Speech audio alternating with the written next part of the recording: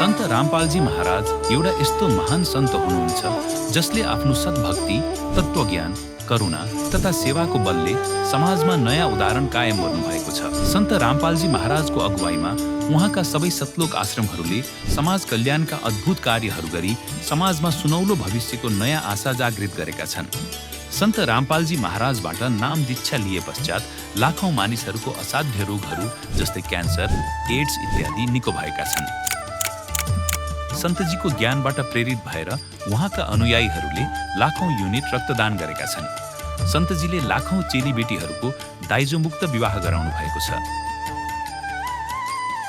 सन्तजीले लाखौं मानिसहरूको नशा सेवनको लत छुटाउनु भएको छ र यसरी करोडौं बिग्रिएका परिवारको जीवन सुखमय बनाउनु भएको छ। सन्तजीका आश्रमहरूमा समागमको अवधिमा निशुल्क नेत्र चिकित्सा तथा दन्त चिकित्सा प्रदान गरिन्छ। सन्त रामपालजी महाराजद्वारा समय समयमा पर्यावरण संरक्षणको उद्देश्यले बृहत स्तरमा वृक्षारोपण गरिन्छ। सन्तजीले जरुरतमन्दहरूलाई तत्काल राहत दिनका लागि एम्बुलेन्स सेवा प्रदान गर्नुभएको छ। सन्तजी आफ्ना अनुयायीहरूलाई देहदानका लागि प्रेरित गर्नुहुन्छ, जसबाट मानवताको सेवा र चिकित्सा क्षेत्रमा सुधार हुन सकोस्। सन्त रामपालजी महाराजका सबै आश्रमहरूमा हरेक दिन निशुल्क भण्डारा आयोजित गरिन्छ, जहाँ दिनहुँ हरेक जाति तथा धर्मका मानिसहरू सँगसँगै बसेर भोजन गर्छन्।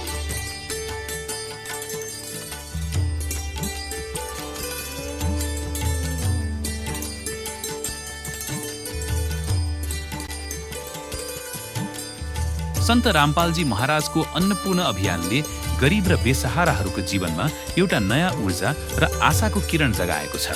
घर घर खाद्य सामग्री र जरुरी मद्दत पुर्याएर सन्त रामपालजी महाराजले मानिसहरूको दुःख र विवशतासित लड्ने ताकत प्रदान गर्नुभएको छ।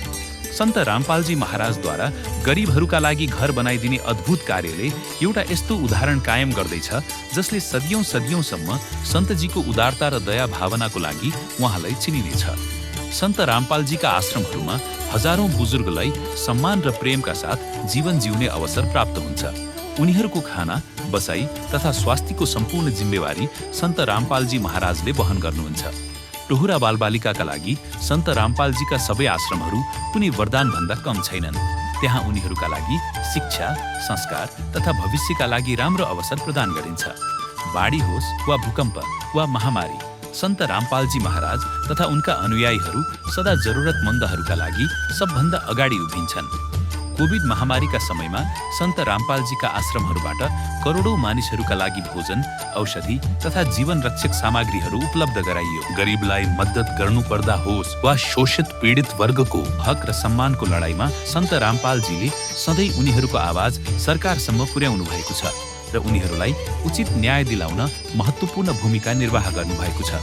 समाजमा आध्यात्मिक तथा सामाजिक मूल्यप्रति जागरुकता ल्याउन सन्त रामपालजी महाराज हरेक पाइलामा मानवताको सच्चा सेवक साबित हुनुभएको छ। सन्त रामपालजीको जीवनले हामीलाई सिकाउँछ कि सच्चा सेवा त्यो हो जो निस्वार्थ भावले गरिन्छ। आउनुहोस् हामी पनि यस महान सेवा कार्यमा यी महान सन्तसित जोडियौं र सन्त रामपालजी महाराजबाट नाम दीक्षा लिएर आफ्नो जीवन धन्य बनाऊ।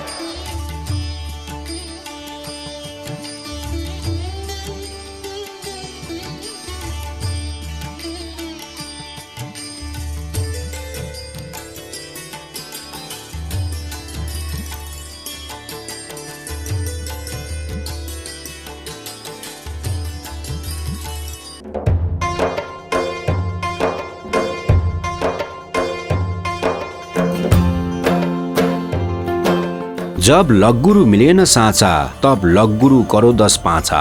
के गुरु बदल्न सकिन्छ? के गुरु बदल्नाले पाप लाग्छ? अध्यात्मको यसै मैदानमा आखिर सच्चा गुरु को हुन्? श्रीमद् भागवत गीतामा वर्णित तत्त्वदर्शी सन्त को हुन्? अवश्य सुन्नुहोस् जगत गुरु तत्त्वदर्शी सन्त रामपालजी महाराजका मंगलमय प्रवचन। सतगुरुदेव की जय। बंदी छोड़ कबीर परमेश्वर जी की जय। बंदी छोड़ गरीबदास जी महाराज जी की जय। स्वामी रामदेवानंद जी गुरु महाराज जी की जय हो।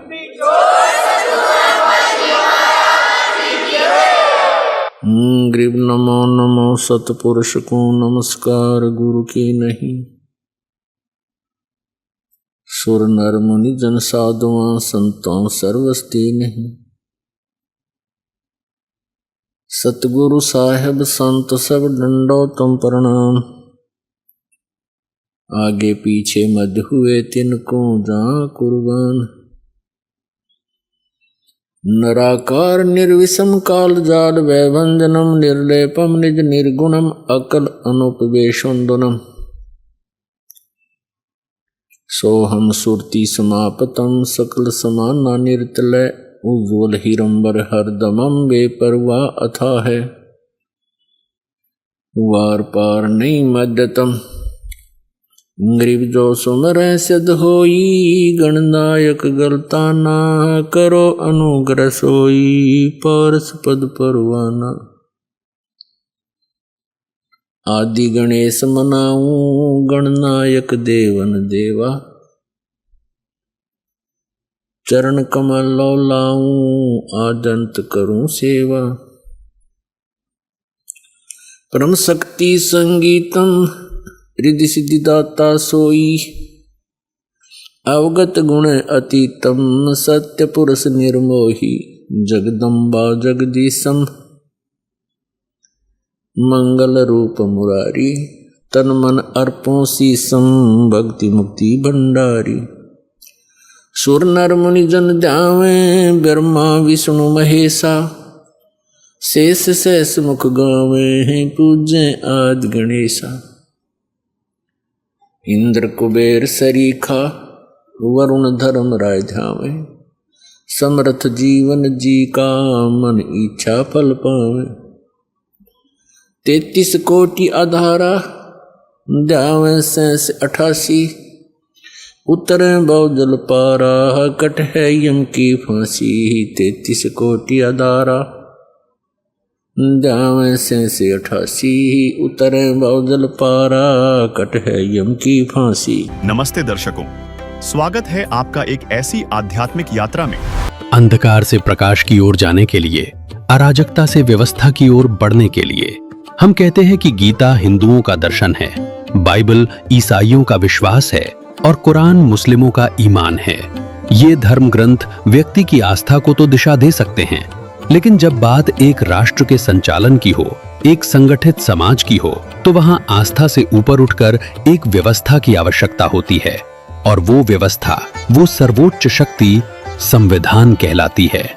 लेकिन क्या आपने कभी सोचा है, एक संविधान वो है जो संसद के गलियारों में लिखा गया, और एक संविधान वो है जो सृष्टि रचयिता द्वारा लिखा गया है। आज हम पन्नों पर लिखे कानूनों से परे उस शाश्वत कानून की यात्रा करेंगे जिसे परमेश्वर का संविधान कहा जाता है। सबसे पहले ये समझना आवश्यक है कि आखिर संविधान है क्या। संविधान मात्र कागजों का पुलिंदा या नियमों की एक सूची भर नहीं है। ये किसी भी राष्ट्र की आत्मा का लिखित स्वरूप है। ये वो पवित्र दस्तावेज है जो शासन की शक्ति और नागरिक की स्वतंत्रता के बीच संतुलन स्थापित करता है। किंतु यहाँ एक विचारणीय प्रश्न खड़ा होता है। मानव निर्मित संविधान कितना भी श्रेष्ठ क्यों ना हो, वो पूर्ण नहीं है। उसे समय समय पर संशोधन की आवश्यकता पड़ती है। आज जो कानून सही है, हो सकता है कल वो पुराना पड़ जाए। एक देश का संविधान दूसरे देश में लागू नहीं होता। सीमाएं बदलते ही नियम बदल जाते हैं। तो क्या इस ब्रह्मांड में कोई ऐसी भी संहिता है, कोई ऐसा भी विधान है जिसमें कभी संशोधन की आवश्यकता नहीं पड़ती, जो युगों युगों से अटल है, जो भारत में भी वही है और अमेरिका में भी वही, जो पृथ्वी पर भी लागू होता है और सुदूर आकाश गंगाओं पर भी? एक संविधान ऐसा है, ये है परमेश्वर का संविधान। ये वो सर्वोच्च नियमावली है जो मानव निर्मित कानूनों की सीमाओं से परे है। इसे किसी स्याही से नहीं, बल्कि कर्म और नियति के सिद्धांतों से लिखा गया है। ये केवल किसी एक संप्रदाय, जाति या राष्ट्र के लिए नहीं, बल्कि संपूर्ण मानव जाति और प्राणी मात्र के लिए है। संसार के न्यायालय में गवाह झूठ बोल सकते हैं, सबूत मिटाए जा सकते हैं, लेकिन ईश्वरीय संविधान की अदालत में, जिसे हम कर्म फल का सिद्धांत कहते हैं, वहां न तो कोई अपील होती है, न कोई दलील और न ही कोई वकील। वहां न्याय सुनिश्चित है। चलिए समय के पहिए को थोड़ा पीछे घुमाते हैं। दर्शकों, एक समय था प्राचीन काल, जिसे हम सतयुग कहते हैं। उस समय मानव जीवन इसी परमेश्वर के विधान का हूबहू प्रतिबिंब था। उस दौर में संविधान कागजों पर नहीं बल्कि मनुष्य के अंतःकरण में लिखा होता था। प्रकृति और पुरुष के बीच एक अद्भुत संतुलन था। क्योंकि मनुष्य ईश्वरीय विधान का पालन करता था तो प्रकृति भी मनुष्य का पालन करती थी। वो ऐसा समय था जब ऋतुएं अपने धर्म से नहीं भटकती थीं, वर्षा समय पर होती थी, धरती सोना उगलती थी और वायु में प्राण शक्ति थी। शास्त्रों में वर्णन मिलता है कि उस समय मनुष्य रोग मुक्त, शोक मुक्त और दीर्घायु होता था। हजारों वर्षों की आयु कोई चमत्कार नहीं बल्कि उस परमेश्वर के संविधान के पालन का परिणाम थी। समाज में पुलिस या न्यायालय की आवश्यकता नहीं थी क्योंकि प्रत्येक व्यक्ति अपने स्वधर्म को जानता था। चोरी, लूटपाट या हिंसा का विचार भी मन में आना असंभव था। क्यों? क्योंकि हर व्यक्ति ये जानता था कि वो एक विराट ईश्वरीय व्यवस्था का हिस्सा है और किसी दूसरे को पीड़ा देना स्वयं को पीड़ा देने के समान है। किंतु समय शाश्वत है और परिवर्तन उसका नियम। जैसे जैसे समय का चक्र घूमा और हम कलयुग की ओर बढ़े, मनुष्य ने उस सर्वोच्च संविधान की धाराओं को तोड़ना शुरू कर दिया। हमने प्रकृति के कानून को चुनौती दी और अहंकारवश अपने तुच्छ नियम बनाने शुरू कर दिए। परिणाम आज हमारे सामने है। असंतुलित प्रकृति, महामारियां, अकाल मृत्यु और समाज में व्याप्त अविश्वास। हमने राष्ट्रों के संविधान तो बना लिए लेकिन उस परम पिता के संविधान को भुला दिया जिसके कारण आज मानवता कराह रही है। लेकिन क्या ये अंत है? नहीं। अंधकार कितना भी गहरा हो, सूर्य के उदय को नहीं रोक सकता। तो चलिए आज की इस विशेष वीडियो में हम उस आवरण को हटाते हैं और आपको रूबरू कराते हैं ईश्वर के उस मूल संविधान से जो सृष्टि के कण कण को संचालित करता है। किंतु प्रश्न ये है कि ये संविधान मनुष्यों तक पहुंचता कैसे है? जिस प्रकार किसी देश के संविधान को समझने के लिए कानून के जानकारों, वकीलों या न्यायाधीशों की आवश्यकता होती है, ठीक उसी प्रकार परमेश्वर के गूढ़ संविधान को समझाने के लिए स्वयं परमात्मा को इस धरा पर आना पड़ता है। ये इस सृष्टि का एक अटल नियम है। जब जब धर्म की हानि होती है और मानव रचित नियम ईश्वरीय विधान पर हावी होने लगते हैं, तब तब वो पूर्ण ब्रह्म स्वयं संत या ऋषि के रूप में देह धारण करते हैं या अपने किसी अत्यंत कृपापात्र अधिकारी संत को अपना दूत बनाकर भेजते हैं। इतिहास के पन्ने पलटें तो हमें दिखाई देता है कि आज से लगभग 600 वर्ष पूर्व इसी कलयुग के कालखंड में कबीर परमेश्वर का आगमन हुआ था। वो एक ऐसा समय था जब समाज रूढ़ियों की बेड़ियों में जकड़ा हुआ था।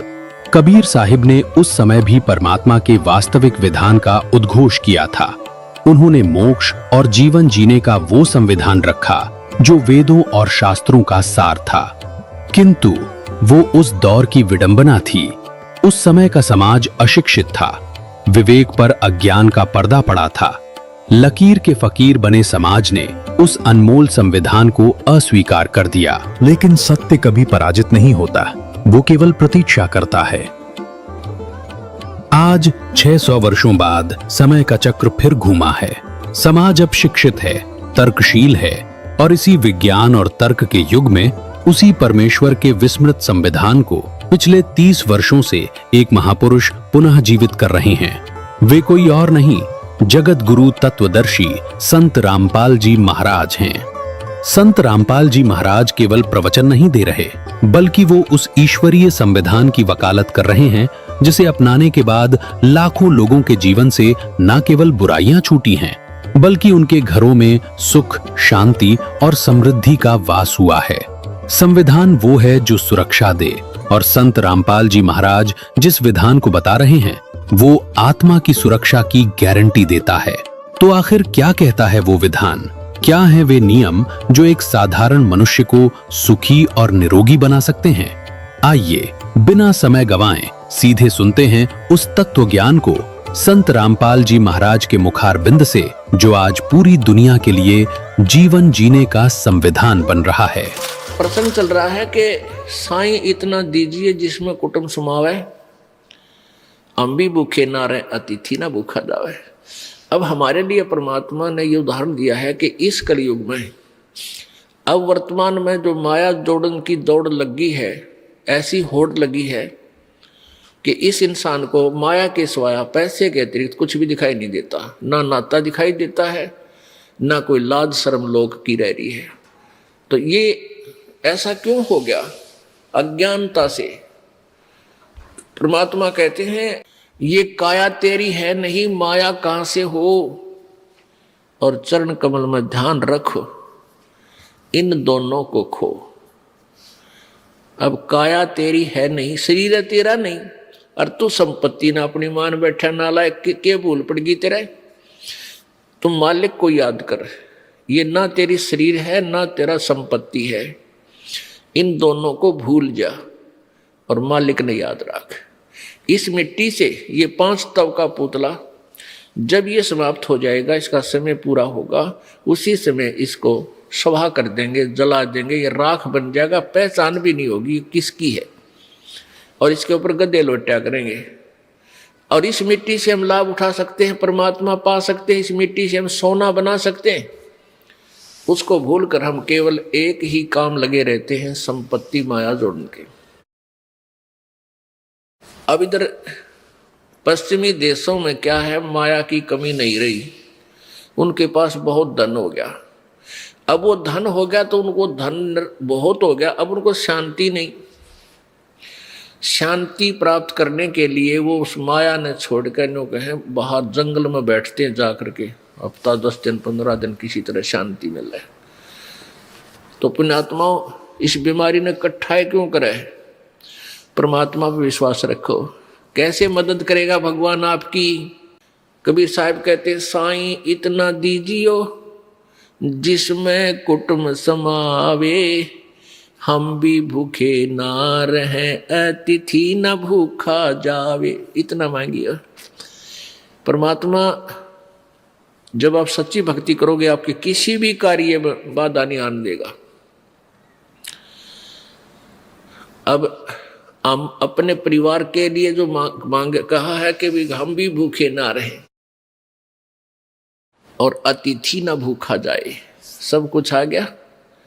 यानी रिक्वायरमेंट ऑफ द फैमिली, अपने परिवार की आवश्यकताओं को से अधिक डिमांड भगवान से नहीं करना।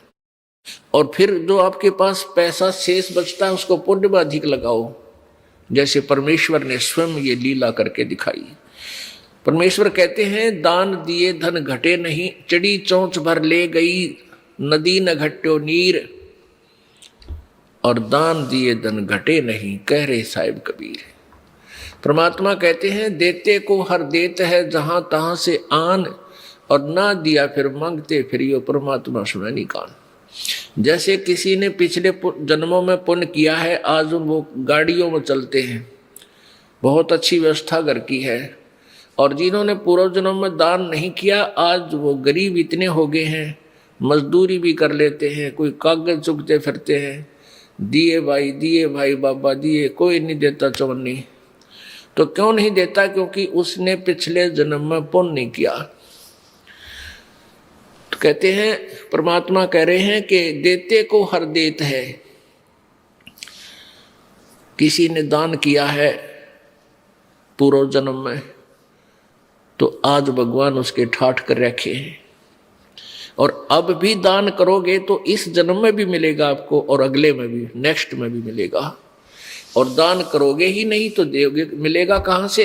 देते को हर देत है जहां तहां से आन, और जिसने दान नहीं किया, नहीं दिया, सो मांगते फिरियो, परमात्मा सुने नहीं कान। धर्म बिना दापे नहीं, ये प्राणी प्रपंच, आस बिरानी क्यों करे तन दिया हो तो संच। परमात्मा कहते मनहु मनोरथ छोड़ दे तेरा किया ना हो, और जब पानी में घी निकले तो लूखा खावा ना कोई नहीं खावा लूखा जाए। पानी में बिलोए तो घी निकलता होता है, इन बकवादा तो जो सुख होता हो या धनी होता हो, कोई ना करके खावे। एक चोर था, वो चोरी करता था। एक भक्त किसान था। परमेश्वर कबीर जी आते रहते हैं रूपांतर करके, एक जीवन तो वो अपना वैसे जीते हैं और समय समय कहीं कहीं प्रगट होकर 10-20 वर्ष कहीं रह गए, 10-20 वर्ष कहीं रह गए, अपनी प्यारी आत्माओं को फिर से भक्ति से सैचुरेट करते रहते। तो वो रूपांतर करके प्रभु आए हुए थे, गुरु रूप में, संत रूप में विराजमान थे।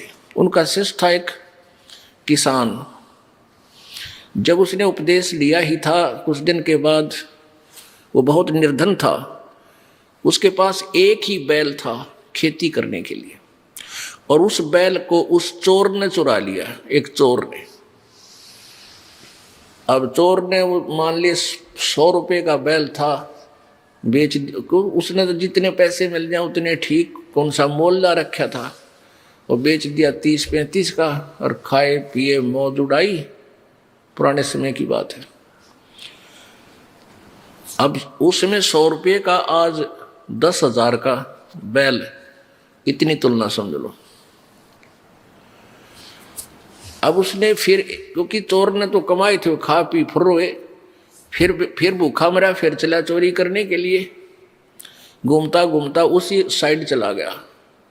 उसने देखा ऐसे झांक के, उसी पहले वाले जिसका एक बैल चुरा के ले गया था, उसने देखा ऊपर से झांक के उसके 2 बैल, बहुत सुंदर मजबूत तगड़े तगड़े 2 बैल थे। उस चोर ने उसके 2 और चुरा लिए, उसी के 2 और चुरा के चला गया। उसने ये सोचा कि ये आदमी हाउला भी ना करता, ना कि तब पुलिस रिपोर्ट करता, ये सीधा सा आदमी है, इसके के चुरा ले। अब उसने वो भी साल 2 वर्ष में खा पी कर बर्बाद किए। फिर वो उसी क्षेत्र में आ रहा था, उन्हें सोचा उसका तो नाश हो लिया होगा, उसके पास तो होगा ही नहीं। फिर भी किसी और के चोरी करने के लिए चला, रास्ते में वही घर पड़े था। फिर झांक कर देखा उसने, क्या देखा कि उसमें 4 बैल थे। 4 बैल, एक तगड़े तगड़े खगड़ जैसे। अब उस चोर ने तो पेट पकड़ दिया, तेरा गजब हो, मैं इसके 3 बैल चुरा ले गया, मेरा तो नाश हो गया, मेरे पास तो चवन्नी नहीं, इसके 4 बैल आ गए। भाई इस आदमी से तो पूछना चाहिए के जादू जंत्र जाना है ऐसा। तब उसने क्या किया, वो किसान, गर्मियों के दिन थे, किसान बाहर सो रहा था अपने आंगन में, बैल साइड में बंधे हुए थे। उस चोर ने वो किसान उठाया। किसान कहने लगा, भाई कौन है तू, मुझे सोने। वो बोला, मैं चोर हूं। किसान बोला, भाई मुझे सोने दे, सारा दिन खेत में काम किया, नींद आवे है, तू अपना काम कर और मुझे निंद्रा लेने दे। तू कर ले अपना काम, चोर है तो कर चोरी, तेरा काम चोरी करना है, मुझे डिस्टर्ब मत करे। अब वो चोर कहता है, भले मानस हुआ चोरी है तो ना होती मेरे भाई भी, या चोरी ना हो रही मेरे से, एक बार उठ मेरा भाई। उसके पैर पकड़े, माथा टेक कर तो खड़ा हो, एक बार उठ लिया। क्या बात भाई भगत जी बता। और चोर कहने लगा, भाई एक बात बता, मैंने मार दिए थे, छोड़िए भाई, सच्ची बताऊंगा आज। तेरा पहल, मैं चोर हूं, तेरा पहला बैल भी मैं चुरा के ले गया था, और तेरे 2 बैल बंदे पाए, और वो 2 भी मैं चुरा ले गया। आज तेरे 4 बैल है, मेरा नाश हो लिया नो का नो। बालक भी बीमार, किसी का कुछ हो रहा, हर पैसा मेरे पास नहीं। भाई ये क्या कारण है, ये कौन सा जंतर मंत्र तेरे पास है, मुझे भी बता दे। किसान बोला, भाई जंतर मंत्र तेरे पर हो को ना, तेरी आदत बिगड़ेगी, क्यों चोरी करके जो खा लेगा उस पर काम ना बने। नो बोला, भाई मैं कति काम जो तू कहेगा मैं वो कर लूंगा। तो उसने कहा, भले मानस, भले पुरुष, यदि चोरी करके 2 नंबर तक कोई सेठ हो तो फिर कौन करके खावे, सारी चोरी करने लग जावे। आप भाई एक शर्त है, आप हमारे गुरु जी के पास चलो, उपदेश ले लो और ये बुराई छोड़ दो। 1 साल में 2 वर्ष में तुझे दिखा दूंगा, तेरे ठाठ होए। भगवान सब कुछ कर सकता है। वो कहने लगा, भाई जैसे तू कहेगा मैं ऐसे कर लूंगा। अगले दिन काम छोड़ दिया उस किसान ने, खेत नहीं जोता। उस दिन उसको नवाया धोवाया, खाना खा और चल सतगुरु के पास चलेंगे। उसने सारी बता दी, तो सतगुरु जी के सामने जाके अब संत जी कहने लगे, बेटा तेरा सौभाग्य है, तेरे एक भी बात समझ में आ गई, कोई बात नहीं। फिर वो ज्ञान सुना, रोने लग गया। वो चोर के है भगवान, मन तक घने पाप कर दिए इस पापी के, तो कभी ये पाप भी समाप्त हो जाओगे। उसने क्या बताया चोर ने कि एक व्यक्ति वो श्याम ने भैंस लाई, 6 महीने में उनको भैंस का जुगाड़ बना, कुछ अपने घर से पैसे इकट्ठे किए, कुछ दूसरों से इकट्ठे किए, वो भैंस लाई और परिवार के लोग बड़े खुश हो रहे। मैं छुप कर बैठ गया उस चोरी करने के लिए।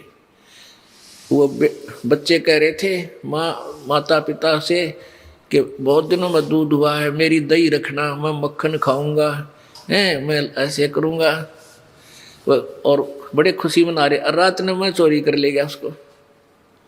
अब क्या बीती होगी उन परिवार के सदस्यों के साथ, तो सुबह हाहाकार मची होगी। तो ये पाप परमात्मा मेरे कट जाएंगे।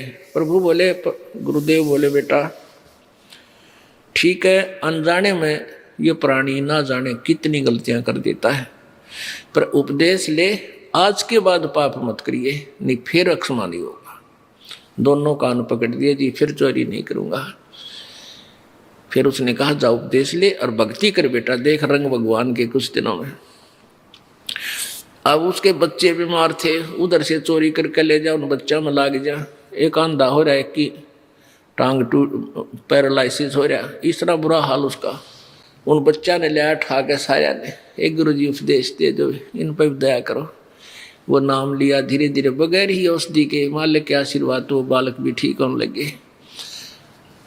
अब उस किसान ने कहा कि ले भाई, ये एक बैल तू और ले जा और अपना कमा ले, धंधा करके खा भाई। वो कहने लगा, भाई बैल तो मैं ले जाऊंगा तेरा एक, पर तेरे पैसे दूंगा सारे, पहले वाले बैलों के भी और इसके भी। किसान बोला, भाई वह तले तेरी मौज है, बाकी मैंने तेरे पैसे की कती आवश्यकता नहीं। तो उसने क्या किया, अपना धंधा करना शुरू किया। 2-3 वर्ष के बाद उसका खूब ठीक गुजारा हो गया। तो 3 बैलों के पैसे, 4 बैलों के पैसे लेकर उस किसान के पास आया। कहने लगा, भाई तेरा भला हो, आपने मुझे बहुत ही अच्छा मार्ग दिखा दिया और ये पैसे ले तेरे सारे। उससे किसान बोला, भाई मेरे को पैसे मेरे परमात्मा ने दे दिए थे, 4 बैल बांध दिए मेरे। एक सीजन में इतनी कणक होगी थी मेरे पास, उन 3 बैलों की चोरी के भी सब में ठाठ कर दिए। ये पैसे मालिक को दे, तेरा पुण्य बनाए। वो दान करवाए दाता के पास, गुरुदेव के पास जाकर। तो पुण्यात्माओं, हम परमात्मा की परिभाषा से बहुत दूर हैं, परिचित भी नहीं है। इसलिए हम पाप पे पाप करते जा रहे हैं, दूने दुखी हो रहे हैं। और पैसे की होड़ लग गई, 2 नंबर के काम थे, किसी तरह भी पैसा हो, पैसा ही पैसा दिखाई देता है संदेह प्राणी में। और पैसा भी परमात्मा बिना आपके पास आ नहीं सकता, दूना दुखी होगा। जैसे निर्धन मानता है कि धनवान बहुत सुखी होता है, और धनवानों की स्थिति अगर आप देख लो तो कहना ही क्या है, उसको चैन नहीं दिन रात। धनवान सेठ सोचता है कि राजा लोग ही सुखी होते हैं, इनके आगे पाछे नौकर घूमते हैं और इनकी जुबान से सब कुछ ठीक होता चला जाता। नहीं, राजा कभी सुखी नहीं होता। एक परिवार का छोटा सा मुखिया जिसमें 5-7 सदस्य होते हैं, उन्हें के अरेंजमेंट में उसको दिन रात नींद नहीं आती, चिंताएं बनी रहती हैं। और एक राजा तो बहुत बड़े क्षेत्र का पिता मुखिया बन जाता है, एक जो है ना इंचार्ज बन जाता है, तो वो इतने बड़े परिवार का पिता बन जाता है, तो उसको दिन रात नींद नहीं आती।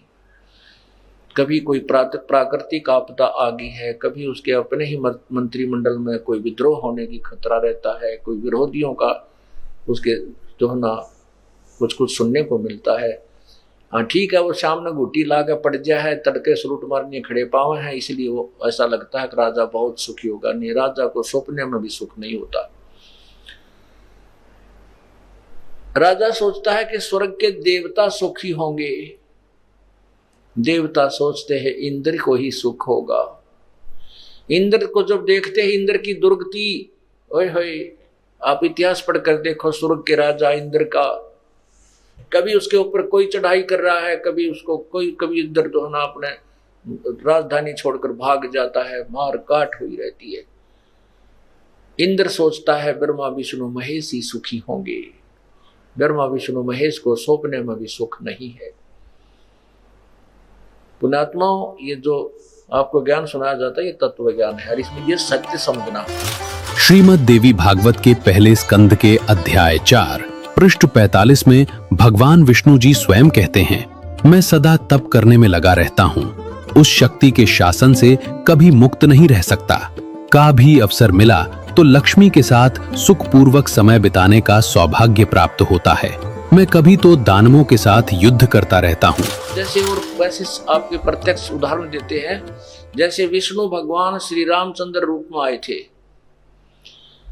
युवा हुए, ब्याह हुआ, विवाह होते ही वनवास हुआ, वनवास में सीता जी का अपहरण हुआ, फिर रावण के साथ लट्ठम लट्ठा, ना जाने कितनी दुनिया की मार काट हुई, करोड़ों आदमी अरबों आदमी मारे गए, और फिर सीता जी वापस आए, आते कुछ वर्षों के बाद ही उनको घर से निकाल दिया, गर्भवती को। बच्चे कहीं, श्री राम कहीं, वो चाहे सारी पृथ्वी का राजा हो, जिसका परिवार की तो जंगल में दुख पा रहा हो, परिवार उसके पास नहीं है, तो उसको सौंपन में भी सुख नहीं हो सकता, चाहे कितनी बात बना ले। उसके बाद श्री कृष्ण रूप में आया, आपने देखा उनका इतिहास, क्या हाल हुई उनकी, क्या हालत थी। बचपन से ही मामा शत्रु, कभी जरासंध मारने आ रहा है, कभी चारणोर शत्रु हो गया, कभी कंस शत्रु बन गया, कभी जेल में जन्म हुआ, और अंत में श्री कृष्ण जी का क्या हुआ कि उनके सामने ही पूरा यादव कुल, उनके उसके बेटे भी पोते भी, सब भाई बहन भाईचारा सब वहीं आपस में लड़कर मर गए, नष्ट हो गए। जिस व्यक्ति की आंखों के सामने सारा परिवार मर जाए वो कितना सुखी हो सकता है। तो परमात्मा हमें क्या बताते हैं, भाई तन दर सुखिया कोई न देखा, जो देखा सो दुखिया हो, उदय अस्त की बात करते हैं, मन सबका किया विवेक का हो, सबका किया विवेक का हो। तन दर सुखिया कोई ना देखा, जो देखा सो दुखिया हो, उदय अस्त की बात करते हैं, मन सबका किया विवेक का हो, सबका किया विवेक का हो। भाई घाटे है बाधे सब जग दुखिया, के गृहस्थी बैरागी हो, घाटे है बाधे सब जग दुखिया, के गृहस्थी बैरागी हो। सुख देव ने दुख के डर में, गर्भ में माया त्यागी हो, गर्भ में माया त्यागी हो। तन दर सुखिया कोई न देखा, जो देखा सो दुखिया हो, उदय अस्त की बात करते हैं, मन सबका किया विवेक का हो, सबका किया विवेक का हो। भाई जंगम दुखिया योगी दुखिया, तपस्वी को दुख दूना हो, जंगम दुखिया योगी दुखिया, तपस्वी को दुख दूना हो। आशा तृष्णा सब में व्यापे, कोई महल ना सुना हो, कोई महल ना सुना हो। तन दर सुखिया कोई ना देखा, जो देखा सो दुखिया हो, उदय अस्त की बात करते हैं, मन सबका किया विवेक का हो, सबका किया विवेक का हो। भाई साच कहूं तो यू जग ना माने, और झूठ कही ना जाई हो। साच कहूं तो यू जग ना माने, पर झूठ कही ना जाई हो। ब्रह्मा विष्णु ये शिव जी दुखिया, जिन ये राह चलाई हो, जिन ये राह चलाई हो। तंदर सुखिया कोई न देखा, जो देखा सो दुखिया हो, उदय अस्त की बात करते हैं, मन सबका किया विवेक का हो, सबका किया विवेक का हो। फिर क्या बताते हैं भाई, सुरपति दुखिया भूपति दुखिया, ये रंक दुखी बपरीती हो, शोरपति दुखिया भूपति दुखिया, रंक दुखी बपरीती हो। कहे कबीर और सब दुखिया, एक संत सुखी मन जीती हो, संत सुखी मन जीती हो। तंदर सुखिया कोई न देखा, जो देखा सो दुखिया हो, उदय अस्त की बात करते हैं, मन सबका किया विवेक का हो, सबका किया विवेक का हो। भाई सुरपति दुखिया भूपति दुखिया, रंक दुखी बपरीती हो, सुरपति दुखिया भूपति दुखिया, रंक दुखी बपरीती हो। कहे कबीर और सब दुखिया, एक संत सुखी मन जीती हो, संत सुखी मन जीती हो। तंदर सुखिया कोई न देखा, जो देखा सो दुखिया हो, उदय अस्त की बात करते हैं, मन सबका किया विवेक का हो, सबका किया विवेक का हो। सत साहेब अब क्या बता रहे हैं, परमात्मा कहते मैंने तो इस 21 ब्रह्मांड में कोई व्यक्ति कोई भी प्राणी जिसने शरीर धारण किया हुआ हमने को सुखी देखा नहीं। परमात्मा कहते हैं ब्रह्मांड 21 आग लगी है और ये कृत्रिमबाजी सभी ठगी है। 21 के 21 ब्रह्मांड में आग लगी हुई है, ऐसा बुरा हाल है। ऊपर देवताओं की पढ़ लो कहानी पुराणों के अंदर, देवताओं राक्षसों के लट्ठम लट्ठा, ऋषियों की आपस में खेचा ताणी, वो उसको श्राप दे रहा है, वो उसको श्राप दे रहा है, और पता ना कितनी मार काट बुरा हाल है भगवान। परमात्मा कहते हैं साच कहूं तो जग नहीं मानता, क्योंकि ब्रह्मा विष्णु महेश के बारे में आज से 500-600 साल पहले कोई सुनने को तैयार नहीं था। और परमात्मा उस समय भी इसी ज्ञान का डंडोरा पीटा करते थे, जो दास उन्हीं के द्वारा दिए हुए ज्ञान का आज आपके समक्ष डंडोरा पीट रहा है, उसको उजागर कर रहा है। अब तो सु आ गया आपने, क्योंकि आप पढ़े लिखे हो, शिक्षित हो, और अपने शास्त्र आपके पास समक्ष हैं, हिंदी में अनुवादित हैं। आप देख करके एक बार तो उछल कूद सी बनाया मन में, नो कैसे, और प्रमाण देखते फिर नो जो इसमें लिखा है और फिर शांत हो जाता है। विष्णु पुराण में ऐसा है, फिर वो पुराण खरीद के लाता है। देवी पुराण में ऐसा कहाँ लिखा, वन तो ना पढ़ा। गीता में से कैसे लिखा है, हमने तो नहीं पढ़ा, अरसा रोज पढ़ा करते, अन्यों का हमने तो नहीं पढ़ा तो था, पर काल ने तुम्हारी बुद्धि ऑफ कर रखी थी, ऑन नहीं होने दी। अब ऑन कर दी परमात्मा ने। अब काल का रिमोट यहाँ फेल हो गया, उसका काम कर नहीं रहा, उसकी रेंज समाप्त होगी परमात्मा के सामने। अब वो ज्ञान हमारी समझ में आ रहा है। तो परमात्मा कहते हैं साच कहूं तो जग नहीं मानना, ये मारण नाम है मेरे को, और झूठ में कह नहीं सकता। साच कहूं तो जग नहीं माने, झूठ कही ना जाई हो, ये ब्रह्मा विष्णु शिव जी दुखिया जिन ये राह चलाई हो। कौन सी राह? रजगुण ब्रह्मा से उत्पत्ति, सतगुण विष्णु से सतिथि, और तम गुण विष्णु से मृत्यु, हमारा संहार। कहते ये भी दुखिया। फिर क्या बताते हैं? सुरपति दुखिया भूपति दुखिया, और रंक दुखी बपरीती हो। सुरपति देवताओं का राजा, सुर माने देवता, पति माने स्वामी। देवताओं का राजा इंद्र भी दुखी, और भूपति सारी पृथ्वी का शासक हो तो भी दुखी। एक सन और रंक दुखी बपरीती हो, गरीब तो स्वाभाविक दुखी, उसके ऊपर तो सारी आपत्तियां करें तो नाम नहीं ले रहे, उनके विषय बता रहे हैं, लेकिन नाम लेने के बाद तो सेठ और गरीब एक जैसा हो जाएगा भगवान के दरबार में, क्योंकि परमात्मा दोनों की आपत्तियों को टालना शुरू कर देगा और 2 रोटी सुथरी देना प्रारंभ कर देगा। कहते रंग दुखी बपरीती हो, और कह कबीर और सब दुखिया, एक संत सुखी मन जीती हो। अब संत मन कैसे जीतेंगे? मन चाहता है घुटी ला लूं, शराब पी लूं, मन चाहता है बीड़ी पीऊं, मन चाहता है सिनेमा देखूं, मन चाहता है अब क्यों नहीं सत्संग में चलूंगा, यही देख लेते हैं, फिर देखेंगे। नहीं, जिन्होंने इन मन की बकवादों को हटा दिया, बुराई त्याग दी और सत्संग में आने में आलस नहीं करते, वो सुखी होंगे।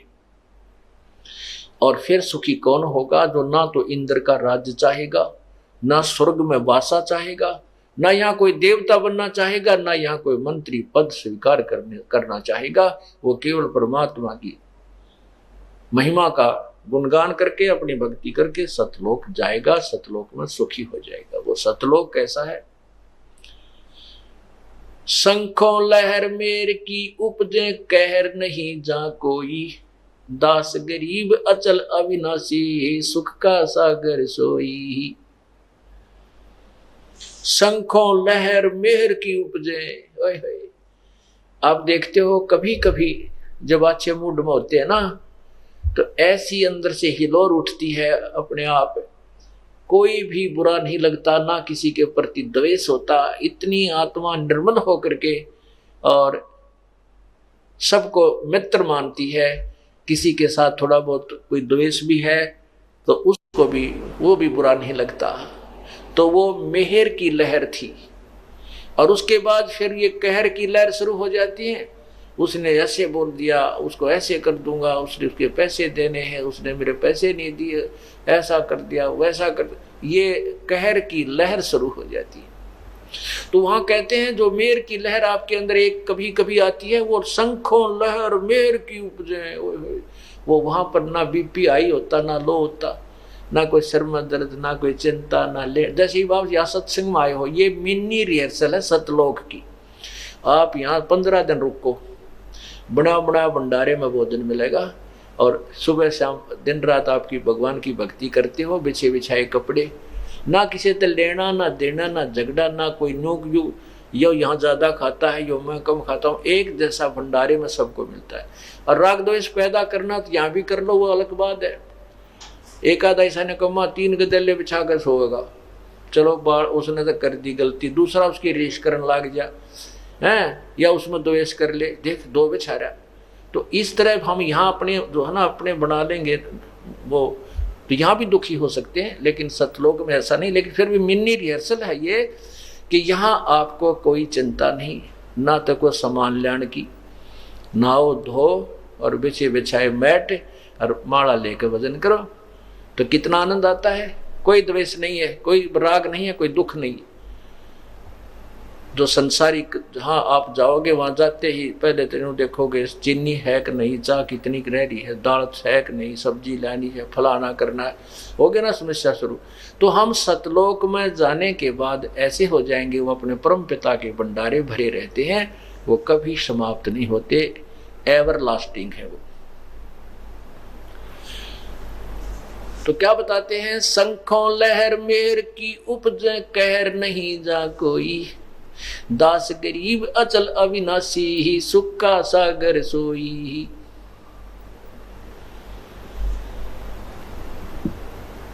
इसलिए क्या बताते हैं? मन चल रहे सुख के सागर, जहां शब्द सिंधु रत्नागर।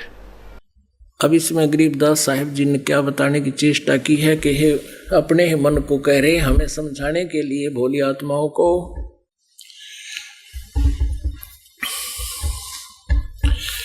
क्या बताते हैं कि कोट जन्म तन भर मत होगे, कुछ नहीं हाथ लगा रे।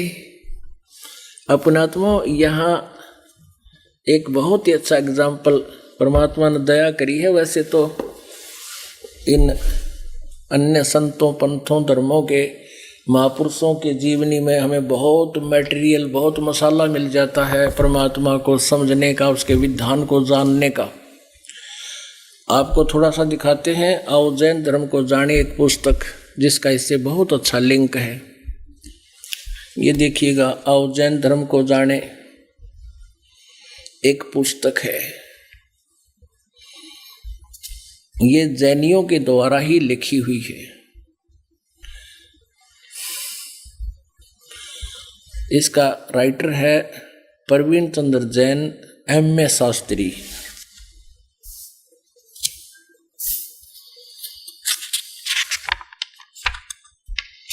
आओ जैन धर्म को जाने। लेखक है प्रवीण चंद्र जैन, M.A. शास्त्री, जम्बूद्वीप हस्तिनापुर। प्रकाशक है श्रीमती सुनीता जैन, जम्बूद्वीप हस्तिनापुर, मेरठ, उत्तर प्रदेश में। ये कहाँ से मुद्रित है? दिनेंद्र जैन, न्यू रेसिव ऑफसेट प्रिंटर्स, ये मेरठ में छपी है।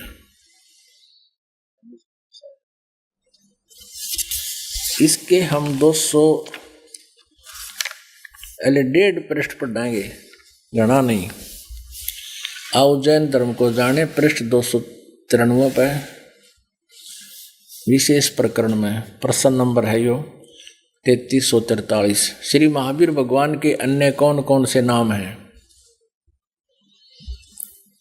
अन्य उत्तर दिया है कि अन्य 5 नाम हैं: वीर, अतिवीर, सम्मति, महावीर एवं वर्धमान।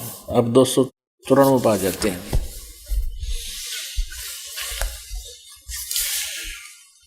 श्री महावीर भगवान के जीवन का कथन कहाँ से प्रारंभ होता है? श्री महावीर भगवान के जीवन का कथन कहाँ से प्रारंभ होता है? प्रश्न है। उत्तर, पुरुरवा नामक भील की पर्याय से। ये पहले पुरुरवा नामक भील था, यह आत्मा। फिर पूर्वा भील कौन था? उसने क्या किया? पुष्कलावती देश की पुंडरीकीणी नगरी में वह भीलों का राजा था। उसने सागर सेन मुनिराज से मदमास मधु का त्याग व्रत लिया था, जिसे जीवन पर्यंत पालन किया। श्री महावीर भगवान का जीव पूर्वा भील की पर्याय से कहाँ गया? पहले सौधर्म स्वर्ग में एक सागर की आयु वाला देवता हुआ, देव हुआ। फिर कहाँ गया? भरत चक्रवर्ती की रानी अनंतमती से मारीची नामक ज्येष्ठ पुत्र हुआ। ये भरत ऋषभदेव का बेटा था और मारीची भरत का पुत्र और ऋषभदेव जी का पौत्र था। बेटे का बेटा पौत्र, ये मारीची। ये आगे चलकर महावीर जैन हुआ। और इस मारीची ने सबसे पहले ऋषभदेव जी से दीक्षा ली थी, यानी प्रथम तीर्थकर से उपदेश लेकर आगे इसने के लाभ प्राप्त हुआ। हानि क्या हुई, क्या लाभ हुआ? मारीची के पर्याय से महावीर भगवान का जीव किस पर्याय में गया? ब्रह्म स्वर्ग में देव हुआ। फिर अयोध्या नगरी में कपिल ब्राह्मण की काली स्त्री से जटिल नामक पुत्र हुआ। फिर सौद्र स्वर्ग में एक सागर की आयु वाला देव हुआ। फिर इस भरत क्षेत्र की सूतिका नामक गांव में अग्निभूत ब्राह्मण और गौतम स्त्री की अग्निशय नामक पुत्र हुआ। फिर स्वर्ग में गया। अब हम सारा घुमा कर यहाँ आ जाते हैं 295 पे। मंदिर नगर में साल का ब्राह्मण पत्नी की से भारद्वाज नामक पुत्र हुआ। भारद्वाज के शरीर से महावीर भगवान पर्याय से महावीर भगवान का जीव कहाँ गया? महेंद्र स्वर्ग में देव हुआ। महेंद्र स्वर्ग महाइंद्र, वो महान इंद्र आपको देखा ऊपर ब्रह्मलोक में चला गया। महेंद्र स्वर्ग से महावीर भगवान का जीव कहाँ गया? इतर निगोद में एक सागर की आयु वाला निगोदिया जीव हुआ। निगोद से निकलकर श्री महावीर भगवान का जीव कहाँ गया? अनेक भाव धारण किए इस प्रकार हैं। ओए होए होए, 1000 बार, यानी इतने जन्म हुए उसके इकट्ठे।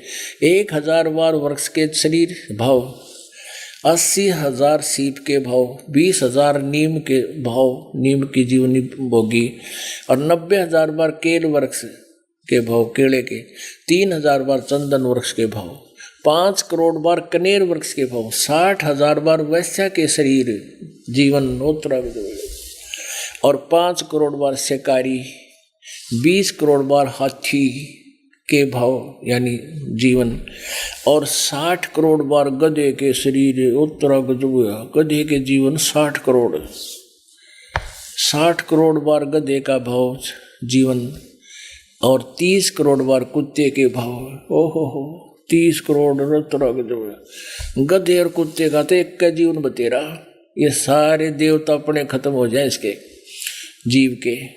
60 करोड़ बार नपुंसक के भाव, 20 करोड़ बार स्त्री के भाव, 90 लाख बार धोबी और 8 करोड़ बार घोड़ा और तरह की, 20 करोड़ बार बिल्ली और 60 लाख बार गर्भपात से मरने, ओहो, और 80 लाख बार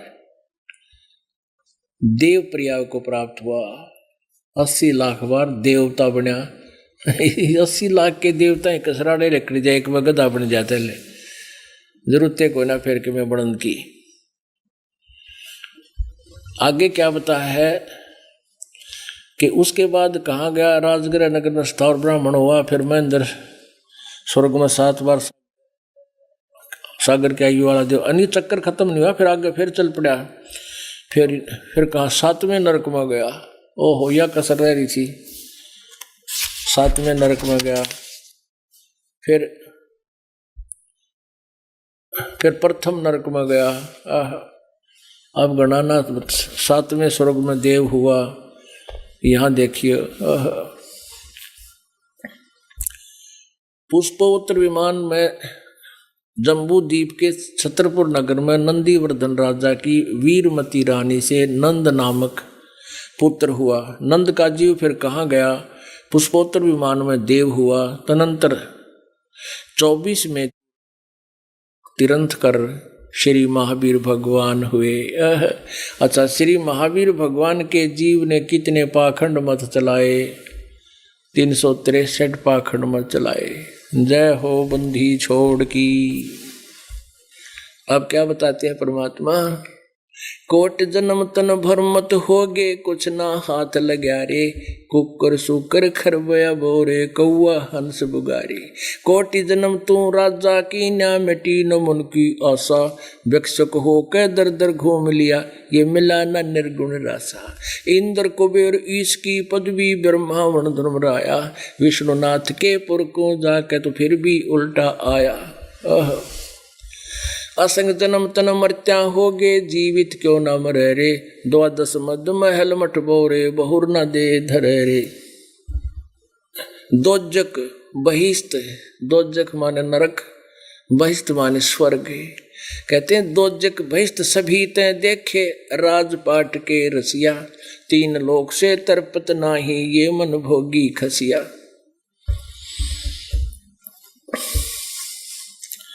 अब क्या बताते हैं, कोट जन्म तन भर मत होगे, कुछ ना हाथ लग्या रे, और कुकर सुकर खरबया बोरे, कौआ हंस बगारे। ओए होए। अब इस महावीर जैन जी की जीवनी से आत्मा कांप जाती है। पुण्यात्माओं, जिनका युग काल की माया का भांग का नशा उतर गया, नशे वाला चाहे कितना लोट्यारा, उसने तो मतलब है कोई नहीं डरन का। तो आप जी के ऊपर से काल की माया का यो भांग का नशा उतारने के लिए ये एंटीबायोटिक सत्संग रूपी कैप्सूल दिए जा रहे हैं। दर्शकों, ये तो आपने उस जीव के कष्टों को देखा जिसने बिना किसी विकार के वेदों अनुसार गुरु बनाकर भक्ति साधना की थी। जरा सोचिए, जब नियम का पालन करने वाले देवताओं का जीवन संघर्षमय है, तो नियम तोड़ने वाले, नशा करने वाले और शास्त्र विरुद्ध आचरण करने वाले मनुष्यों के लिए परमेश्वर के संविधान में कितनी कठोर सजा मुकर्रर होगी, उनका हश्र क्या होगा। आइए जानते हैं इस कठोर सत्य को। ये तो ऐसा खतरनाक विष है, इसका सबसे बड़ा पाप बताया हुक्के में, तम्बाकू में।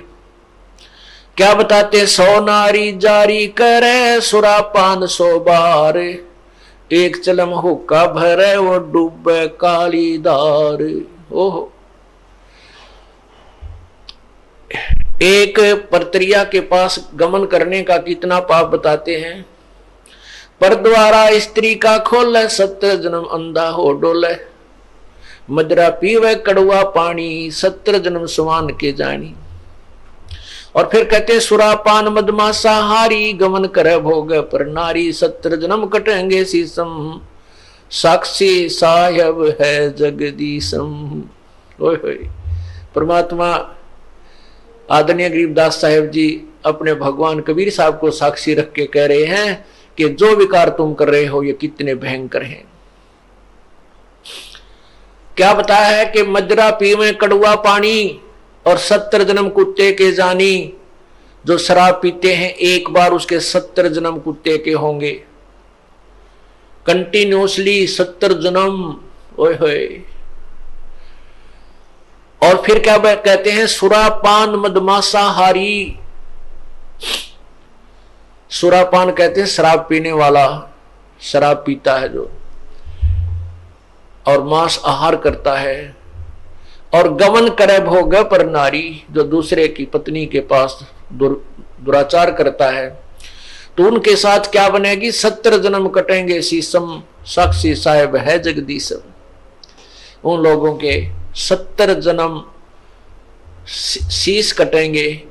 कि तो बकरा बनेगा, कि तो मुर्गा बनेगा, कि तो वैसे, कि तो गंडासे में आकर कटेगा, कि तो थ्रेसर में आकर नाड़ आ जाएगी। यानी दुर्गति से मौत होगी, बुरे जन्म होंगे। उसके लिए बताते हैं कि 100 नारी जारी करे सुरापान 100 बार। ओए होए।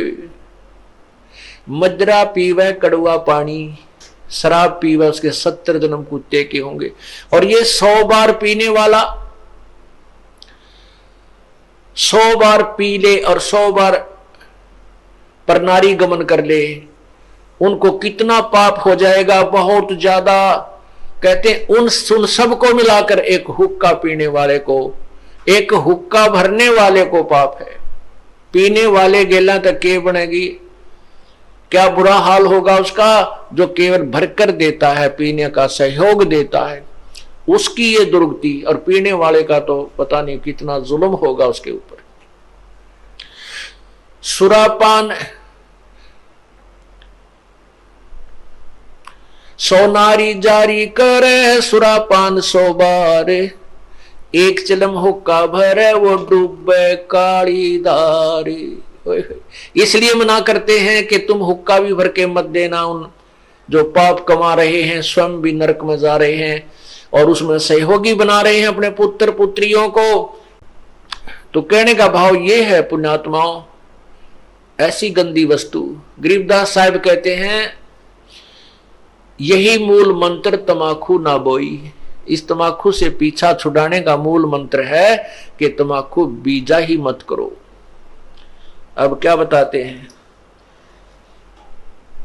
तमाकू कसीदम तमा मस्त है, लुजित नसीरी कुती न कैफ। मरदूद मरहूद मकरूद पीवे शराब, ओगा सरे बिच खाना खराब।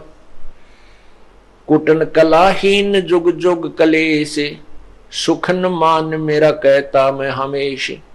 तलक सा तमाखू सिला घोट पीस, दे नाक नाश कमल में कसीस।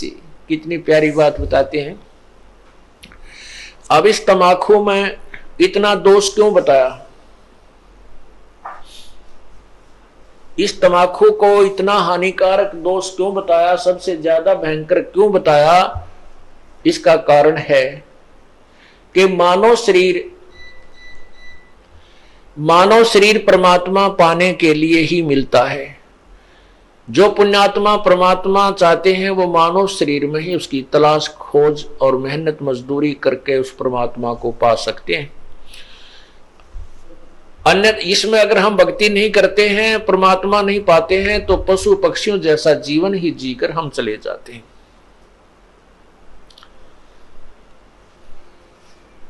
अब ये हमारे शरीर में कमल बने हुए हैं, कमल।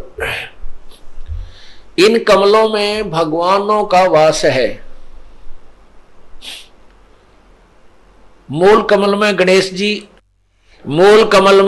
जी, और स्वाद कमल में सावित्री ब्रह्मा जी, नाभि कमल में विष्णु और लक्ष्मी जी, हृदय कमल में शिव और पार्वती जी, और कंठ कमल में शेरा वाली दुर्गा जी।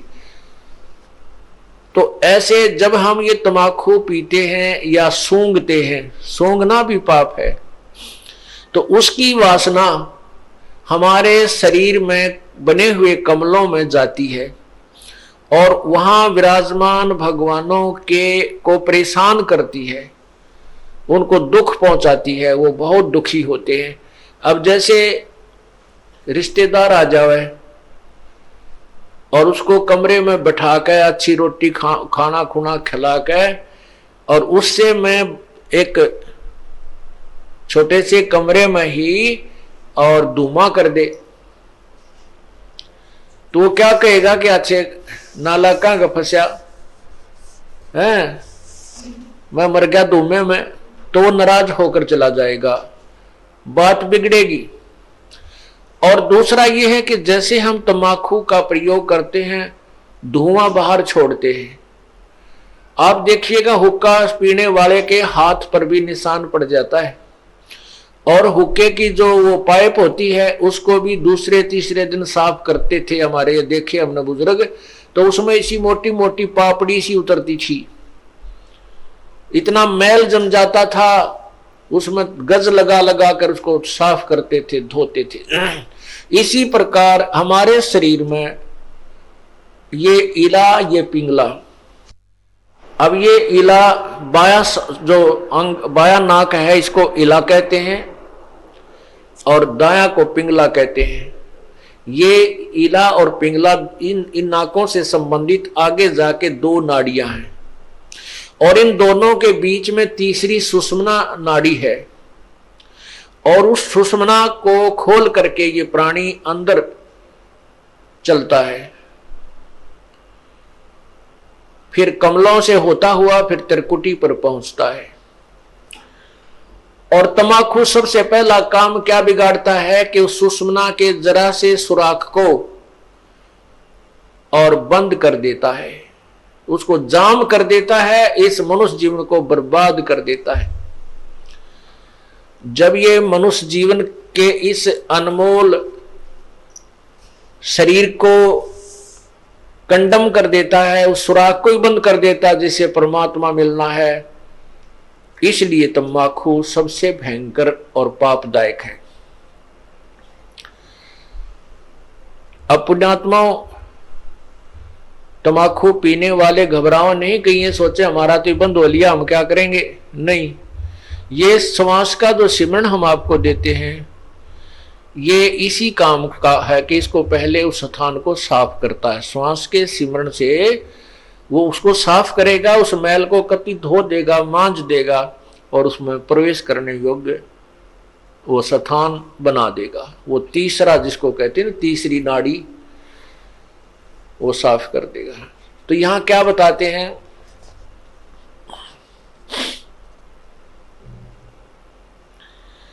तलक सा तमाखू सिला घोट पीस, दई नाक नासा कमल में कसीस,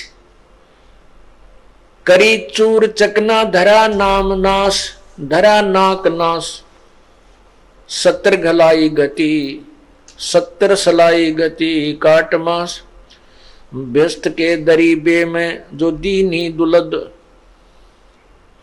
अगर मूल मौला जहां बसत है प्रसिद्ध, हिंदू तुर्क को जो दीनी तलाक, पीवे तमाखू जो सरे के कजाक। जो तमाकू पान करते हैं, हुक्का पीते हैं या सिगरेट बीड़ी पीते हैं, वो कहते हैं परमात्मा के दोषी हैं, कजाक हैं।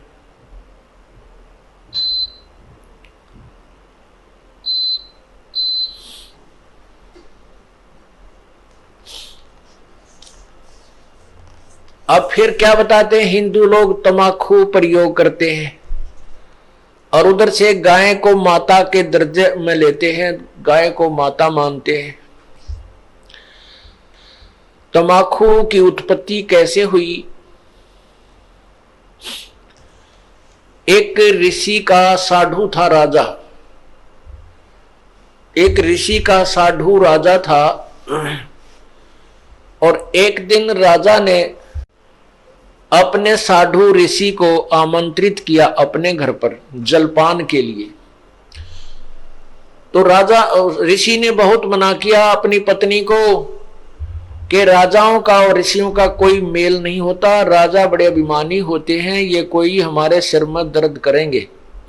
लेकिन वो ऋषि पत्नी नहीं मानी, कहने लगे मेरी बहन कब कब मुझे बुलावे, आप तो न्योय नाक चढ़ाया करो, कोई भी काम हो जा। अर्थात ऋषि जी को विवश कर दिया राजा के घर जाने के लिए। अब राजा के घर गए तो राजा ने अपनी जो महिमा बना दिखाने के लिए और ऋषि पत्नी को प्रभावित करने के लिए बहुत अच्छे आहार, मेज पोस्ट मेज का ऊपर काजू किस्मत सेब संतरे कर नाना प्रकार की सब्जी बनवा के, जलेबी कचौड़ी पकौड़ी दही खीर हलवा सारे व्यंजन लगवा दिए मेज पे। अब आहार किया ऋषि जी ने भी, ऋषि पत्नी ने भी, सब ने मिलकर आहार किया। अब चलते समय ऋषि जी ने कहना पड़ा जी आप भी हमारे यहाँ आइएगा, एक औपचारिकता होती है। तो राजा ने कहा अवश्य आएंगे, कभी समय मिला तो अवश्य आएंगे।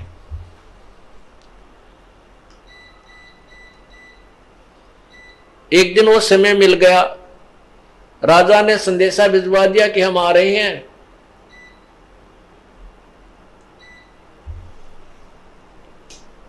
अब ऋषि पत्नी चिंतित हुई कि वो तो सचमुच आ रहे हैं और साथ में ये संदेशा भेज दिया कि मेरे साथ हजारों की संख्या में अंगरक्षक होंगे, मेरे सैनिक होंगे।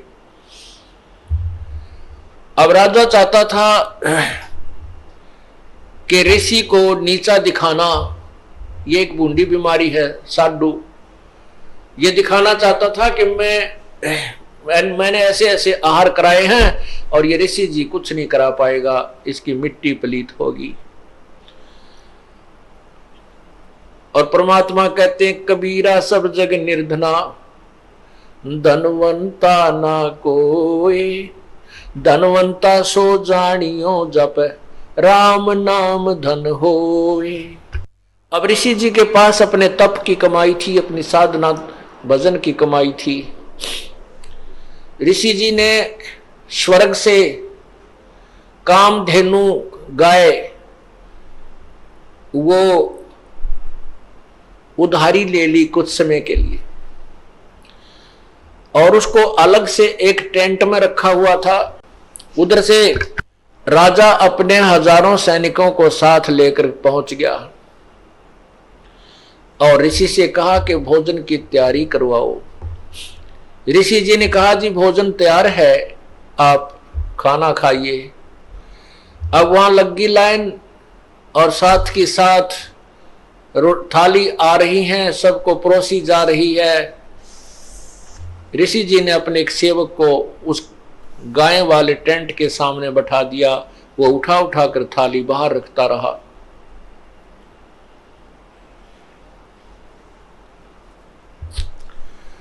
अब जब सब सैनिकों ने खाना खा लिया और ऐसा स्वादिष्ट भोजन उन्होंने कभी नहीं खाया था, तब राजा ने पूछा कि हे ऋषि जी, आपके पास ना कहीं कोई भोजन बनाने की व्यवस्था नजर आ रही है, ना किधर को चूल्हा डाल रखा तुमने, ना कोई हलवाई बुला रखा, ये ऐसा भोजन स्वादिष्ट भोजन कहां से आ रहा है?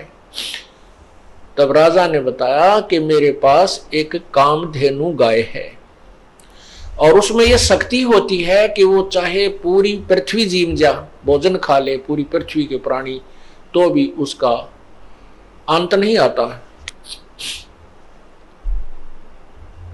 तो राजा के अब साडू की यारी दोस्ती इतनी होती है, अब राजा की नीत में खोट आ गया, नीयत में खोट आ गया। उसने सोचा यू कंगाल क्या करेगा, इस गाय का मैं ले चलता हूं, बहुत ज्यादा सेना है मेरे पास और ये गाय सभी आहार करा दिया करेगी। कहने लगा ऋषि जी, ये गाय मुझे दे दे, आप क्या करोगे इसकी? ऋषि जी ने कहा ये गाय मेरी नहीं है, मैं उधारी लाया हूं, मैं आपको नहीं दे सकता। तो राजा बोला सैनिकों से कि सैनिकों, इस गाय को छीन लो। अब ऋषि सोचता है कि अच्छा नालायक ये तो जबरदस्ती कर रहा है मेरे साथ। तब उस ऋषि ने कहा, हे गौ माता, आप अपने स्वदेश लौट जाइए, मैं विवश हूं। इतना कहते ही वो टेंट के ऊपरले हिस्से को पाड़ती हुई और गाय आकाश की तरफ, स्वर्गलोक की तरफ चल पड़ी। राजा ने गाय को कंडम करके नीचे डालने के लिए तीर मारा, पैर में तीर लगा, और कहते हैं वो गाय का खून, रक्त, और उस टेंट में जो भी कोई वस्तु मांगते थे, इतनी थाली हलवे की, इतनी थाली खीर की, इतनी थाली दाल की, इतनी सब्जी की, तोरी की सब्जी, घिया की सब्जी, है सब प्रकार की, काजू किस्म, सेब, संतरे, दही, बड़े, यानी जो भी वहां उस आवश्यकता थी उस भंडारे में सभी उपलब्ध उस कामधेनु ने करवा दी। ऋषि जी के पैसे यानी पुण्य की कमाई स्वर्ग में जमा हो गई, उसके प्रतिफल में उसको वहां सब वस्तु प्राप्त हो गई। जमीन पर गिरा और गाय चली गई, तो जहां जहां वो खून गाय का गिरा वहीं पर कहते हैं तम्बाकू की उत्पत्ति हुई। अब हिंदू लोग एक तरफ तो माता को इतना प्रिय मानते हैं, गाय को अपना मां के तुल्य आदर देते हैं, और फिर मां के खून को पी रहे हैं। क्या बताते हैं, खो नाम खो का, तमा नाम गाय, 100 बार सौगंध इसको ना खाए। तमा नाम खून का, खो नाम खून का, और तमा नाम गाय, सौगंध 100 बार इसको ना खाए। तम्बाकू, खून, खू का अर्थन खून, खून, तमाखू, खून, और तमा फारसी का शब्द है, तमा माने गाय होती है। तमाखू यानी गाय का खून, खू नाम खू का, तमा नाम गाय, सौगंध 100 बार इसको ना खाए ना पीवे।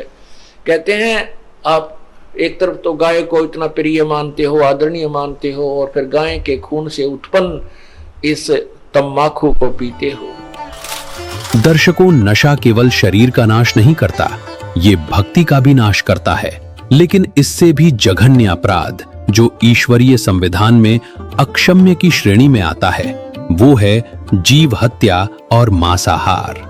मनुष्य सोचता है कि किसी बेजुबान को मारकर खाना उसका अधिकार है, लेकिन वो भूल जाता है कि जिस संविधान ने उसे जीवन दिया है, उसी संविधान ने उस मूक पशु को भी जीने का अधिकार दिया है।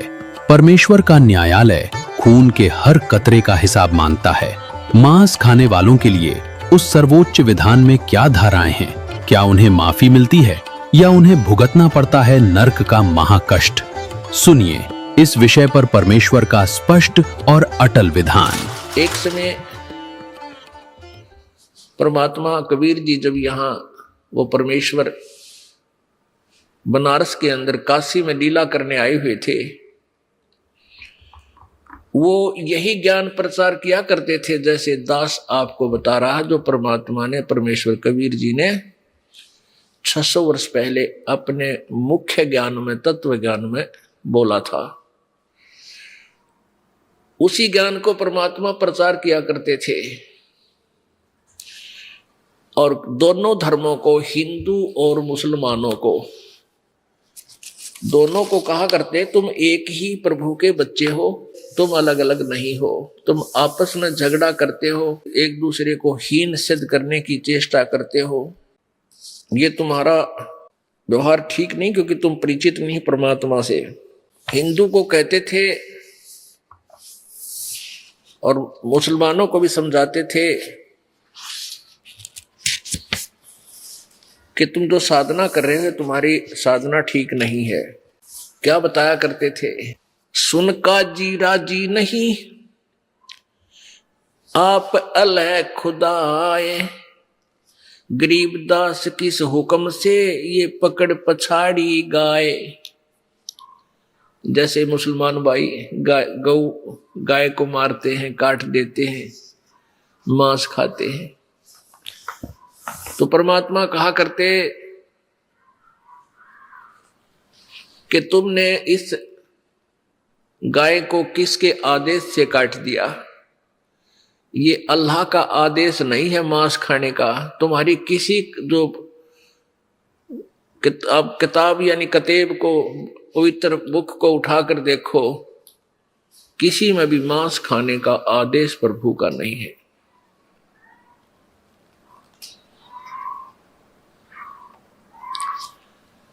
पुण्यात्मा ने तो हिंदू धर्म अपने सदग्रंथों से परिचित है, क्योंकि हमारे जो गुरु लोग थे वो शास्त्र ज्ञानहीन थे, उनको शास्त्रों का कोई पता नहीं था।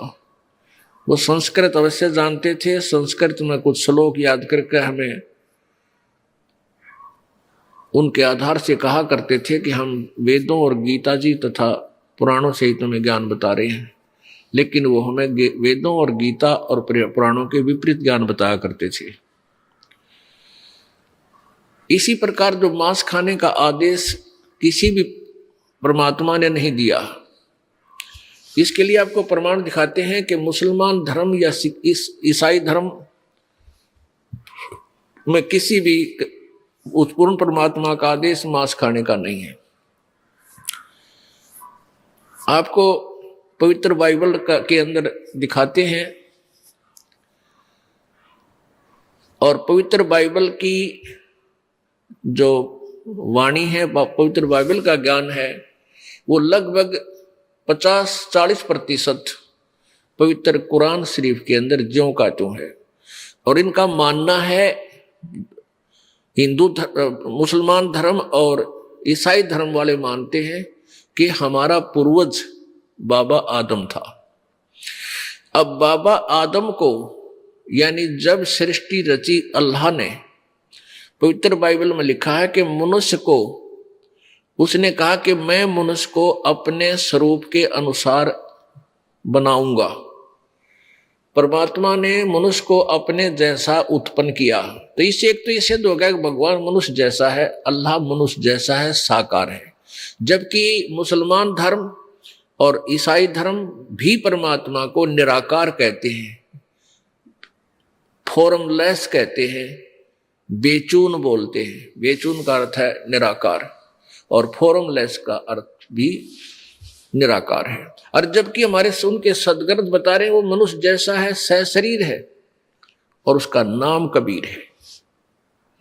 उसी उल्लेख में पवित्र बाइबल में सृष्टि उत्पत्ति ग्रंथ में लिखा है कि मनुष्य जब उत्पन्न कर दिए अल्लाह ने, पूर्ण परमात्मा ने, उसने उनको आदेश दिया कि तुम्हारे खाने के लिए छोटे छोटे बीज वाले पौधे जैसे ये बाजरा, ज्वार, गेहूं और फलदार वृक्ष, नथिंग एल्स, और कुछ नहीं।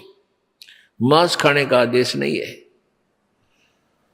अब इस तरह उस परमात्मा ने 6 दिन में सृष्टि रची और 7वें दिन वो तो उसने विश्राम किया, तख्त पर चला गया। उसके बाद क्या हुआ कि इस काल ने बागडोर संभाल ली इस 21 ब्रह्मांड की। आगे उसके बाद जो आदेश यदि बाइबल में है या कुरान शरीफ में है, वो उस पूर्ण परमात्मा का आदेश नहीं है, इस काल के दूतों का, काल के फरिश्तों का आदेश है। वो हमने नहीं मानना, क्योंकि वो उनके आदेश मानने से विधान टूट जाएगा प्रभु का। जैसे एक समय एक व्यक्ति का मित्र एक दरोगा था, एक एसएचओ से दोस्ती थी एक ग्रामीण व्यक्ति की। उसने अपने मित्र दरोगा से कहा, जो उसी क्षेत्र का प्रभारी था, कि दोस्त मेरा एक पड़ोसी है गुआंडी साथ वाले मकान में, वो मुझे बहुत परेशान करता है, किसी प्रकार भी बाज नहीं आ रहा है, आप कुछ बताओ। उस एसएचओ ने कहा कि मार उसके लठ, माप देख लूंगा। आदेश मान लिया उसने एसएचओ का, अपने मित्र का, एक अधिकारी का, और आके अपने पड़ोसी के साथ झगड़ा ठान लिया, उसका लठ मार दिया। लठ मारते उसकी मृत्यु होगी। और फिर वही एसएचओ जो उसका मित्र था, वो उसको पकड़ के अरेस्ट कर ले गया, अपने मित्र को, जिसको आदेश दिया था कि तू इसको मार लठ। और जेल में डाल दिया, उसको सजा होगी 20 वर्ष की। अब कारण क्या था कि राजा का विधान है कि कोई किसी की हत्या करेगा, मारपीट करता है तो कानून टूट जाएगा, उसको सजा, दंडित होगा। और वो एक अधिकारी ने आदेश दे दिया कि जा मार लठ माफ देख लूंगा, तो उसने आदेश मान लिया, अधिकारी का आदेश मान कर जो कर्म किया उससे विधान टूट गया, तो उसको दंडित होना पड़ा। इसी प्रकार परमात्मा पूर्ण ब्रह्म का आदेश हमें मांस खाने का नहीं है। गेहूं, बाजरा, ये फल, काजू, किशमिश, ये उसका आदेश है खाने का। इसलिए हम दोषी नहीं है। कई ऐसे बात अड़ा कर बैठ जाते हैं जो मांस खाने वाले हैं, कहते हैं गेहूं में भी तो जीव है, बाजरे में भी तो जीव है, इसको क्यों खाते हो? और कोई बात हुई? ये आदेश है जो मालिक का। अब जैसे यहाँ अब देश के कानून है कि भी कोई मनुष्य को की मृत्यु कर देगा तो उसको 20 वर्ष की सजा होगी, सजाए मौत भी हो सकती है।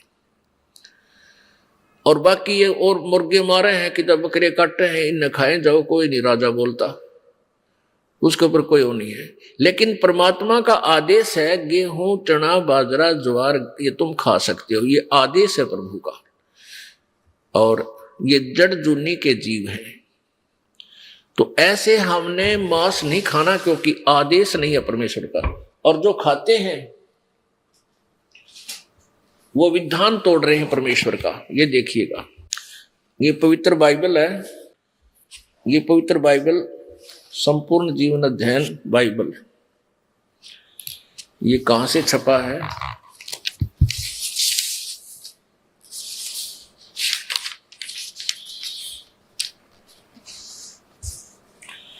पवित्र बाइबल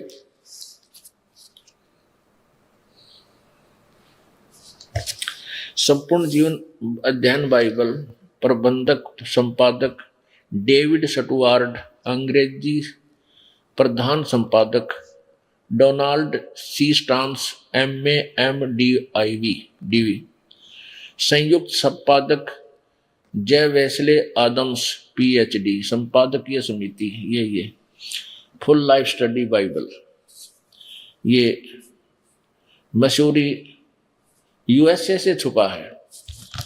इसमें उत्पत्ति ग्रंथ में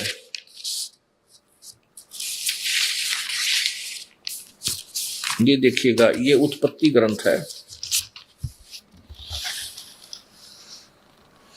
इसमें पर वर्णन है, मैं मौखिक सुनाऊंगा कि 6 दिन में परमात्मा ने सृष्टि रची। वो किस किस प्रकार रचा? जैसे जब परमेश्वर ने कहा उजियाला हो तो उजियाला हो गया। परमेश्वर ने कहा उजियाला को देखा अच्छा लगा, परमेश्वर ने उजियाले को अंधकार से अलग किया। पहले परमेश्वर ने आकाश और पृथ्वी की सृष्टि की। सब तो पहले पृथ्वी बेडौल और सुनसान पड़ी थी और गहरे जल के ऊपर अंधियारा था। परमेश्वर का आत्मा जल के ऊपर मंडराता था। जब परमेश्वर ने कहा उजियाला हो तो उजियाला हो गया। तो ये पहला दिन था।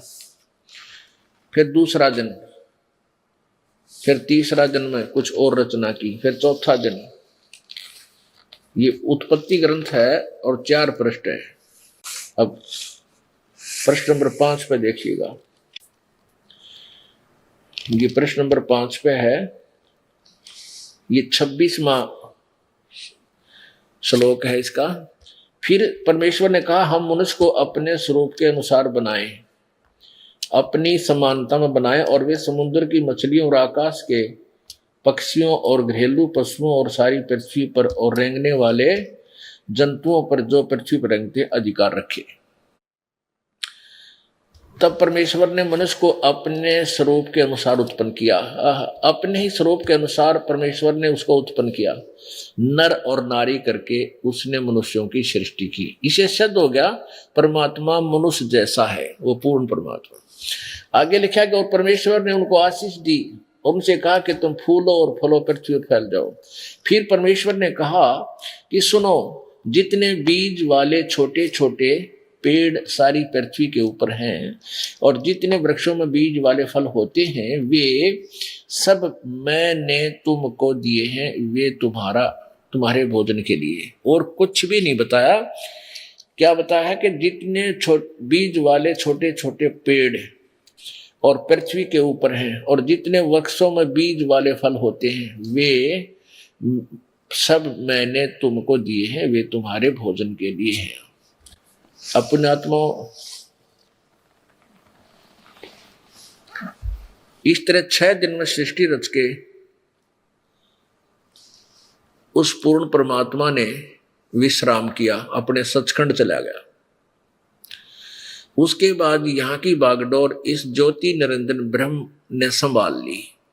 और इसके फरिश्तों ने, अगर बाइबल में आगे कुछ लिखा है कि ऐसे मांस, कुछ लिखा इसमें ऐसे इन पक्षियों का मांस खाओ, इन पशुओं का खाओ, इनका मत खाओ, ये अल्लाह का आदेश नहीं है, उस सुप्रीम कोर्ट का आदेश नहीं है, ये एक अधिकारी फरिश्ते का आदेश हमने नहीं मानना है, भूल के नहीं मानना, इसको हम दंडित हो जाएंगे। प्रभु का विधान नहीं, हमने नहीं तोड़ना इसको।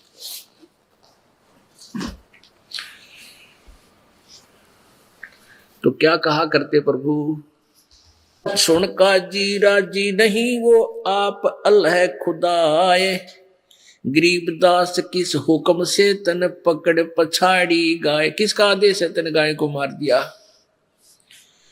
गौ हमारी मात है भाई पीवत जिसका दूध, गरीबदास का जी कुटल तन कत्ल किया औजूद। ये नालायक, या गाय तो हिंदू मुसलमान सबकी माँ है, क्योंकि जिसका दूध पीवा वो माँ होती है।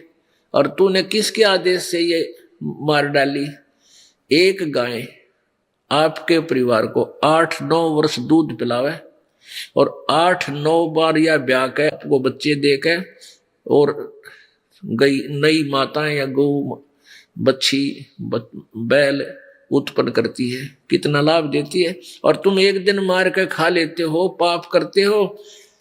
ये तुम्हारा पेट 9 वर्ष तक भरा है, 10 वर्ष तक। ऐसा जुल्म क्यों कर रहे हो, पाप के भागी हो रहे। क्योंकि वो परमात्मा थे, हमारे सबके पिता थे, और पिताजी का कर्तव्य बनता है अपने बच्चों को बुराई से बचावे और अच्छाई की तरफ ले चले। गौ हमारी मात है पीवत जिसका दूध, गरीबदास का जी कुटल कत्ल किया औजूद। गौ तुम्हारी अम्मा है तापर छुरी नबा, गरीबदास घरत दूध को सब ही आत्म खाए। ऐसा खाना खाइए माता कहने पीरी, गरीबदास दरगह सरे गल में पड़े जंजीर। अब ये परमात्मा ने तो भलाई की बात कही थी, वो काजी और मुल्ला चंगर गए और कहने लगे ये तो हमारे धर्म के विरुद्ध बोलता है। अरे अधर्म के विरुद्ध बोलते थे भगवान, धर्म के विरुद्ध नहीं बोलते थे। काजी पटक कुरान को उठ गए सिर पीटे, गरीबदास जुल्ह कही ये बाणी अकल अदीठ। जुल्हे दीन बिगारिया काजी आए फेर, गरीबदास मुल्ला मुर्ग अपनी अपनी बेर। मुर्गे से मुल्ला भय मुल्ला से फिर मुर्ग, गरीबदास दो जगदस तुमने पावे नहीं सुर्ग।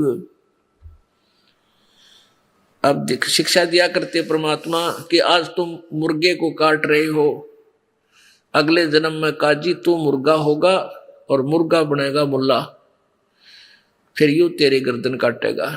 ऐसे क्यों पंगे में पा दे रखा आपने।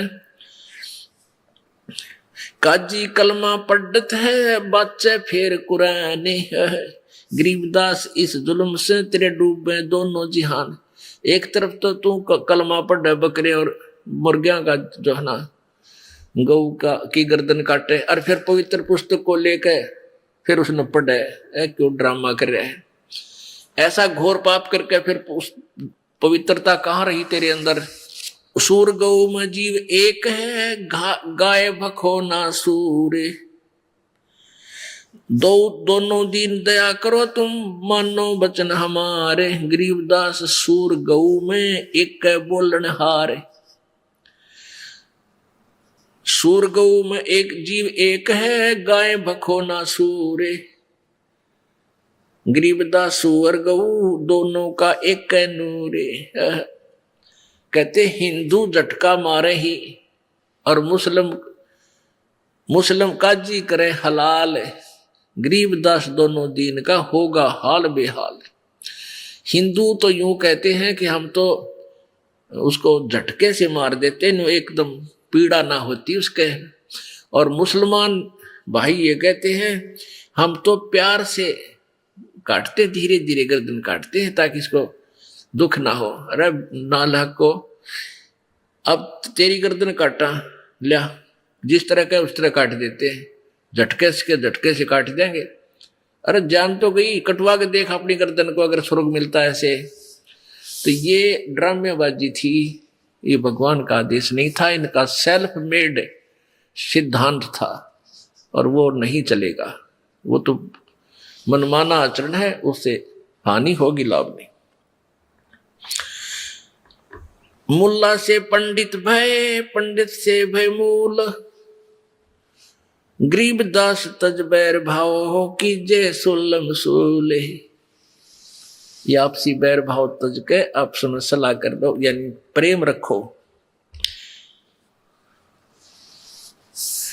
बकरी कुकड़ी खा गए गऊ गधेरा सूरे, गरीबदास उस स्वर्ग में तुमसे अल्लाह दूर।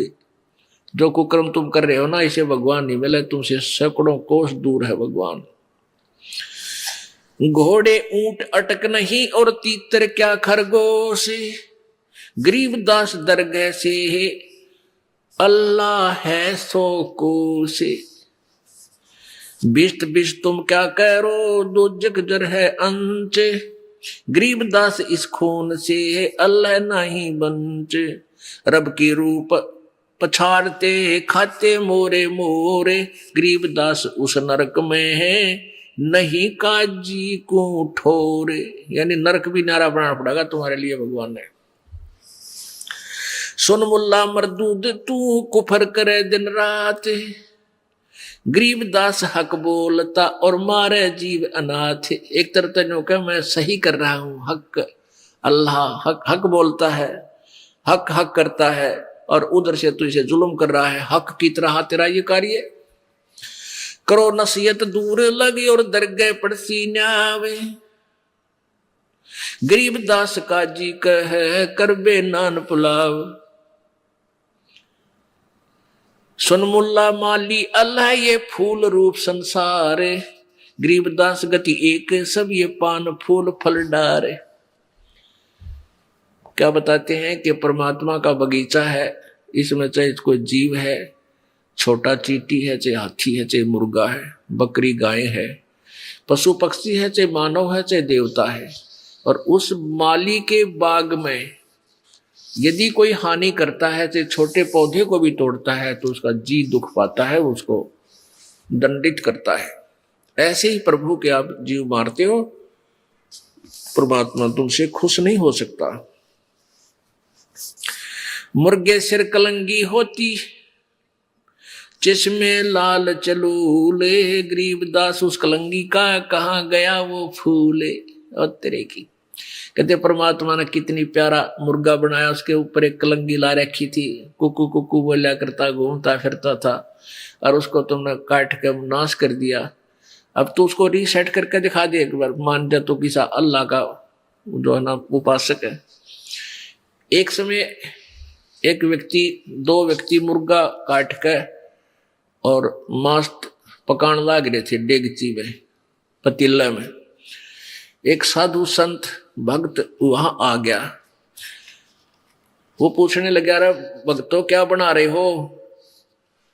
वो भगत वो बोले, भाई बाबा जी मुर्गा बनावे हैं।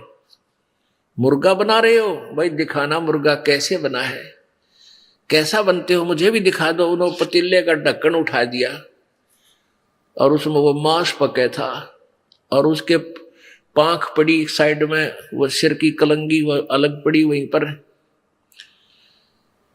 तो भगत बोला, वो संत बोला, रे निकम्म्यो तुमने तो बिगाड़ दिया, यो बना के दिया, बना तो भगवान ने रखा था, यो तुमने तो जुल्म कर दिया, तो बिगाड़ दिया, नाश कर दिया इसका काट के। तो कहने का भाव ये है कि परमात्मा कह रहे हैं तुमने इसी प्यारी आइटम को, इसी प्यारे प्राणी को मार दिया और अपने स्वाद के लिए। अब आगे बताते हैं, काजी काट किताब कूतन जोड़ा बहुत हजूम, गरीब दास गल काटे ही फिर खाता दे दे घूम, मांस कटे घर घर बटे रूहो कई किस ठोरे, गरीब दास दरगाह में हो काजी बड़ी गौर, सुन काजी कलिया किया तने जाड़ स्वाद रे जिंद, गरीबदास दरगाह में पड़े गले बिच फंद। अब क्या बताते हैं, क्या खाओ तुम, बांसमती चावल पक्के गरत खांड टुकडारे, गरीबदास कर बंदगी ये कूड़े काम निवारे।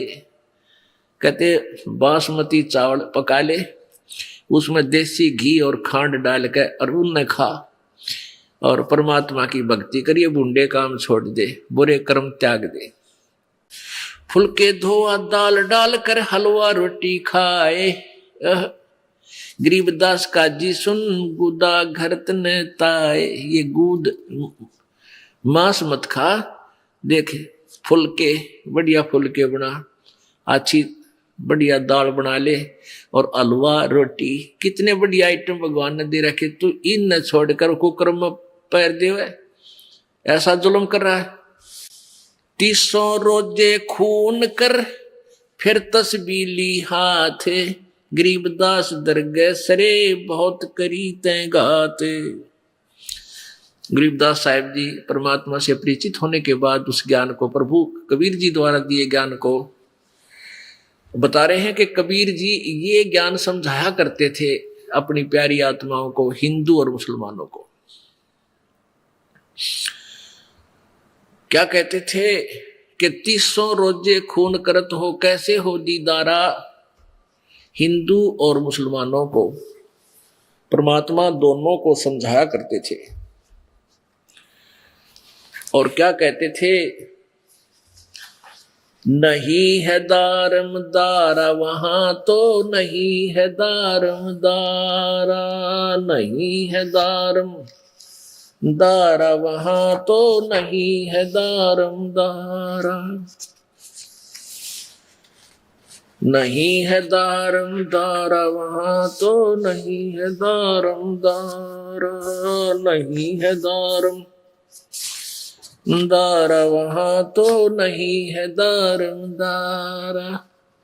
उस दरगाह में धर्म राय है, उस दरगाह में धर्म राय है, वो लेखा लेगा सारा, वहां तो नहीं है दारम दारा, नहीं है दारम दारा वहां तो नहीं है दारम दारा।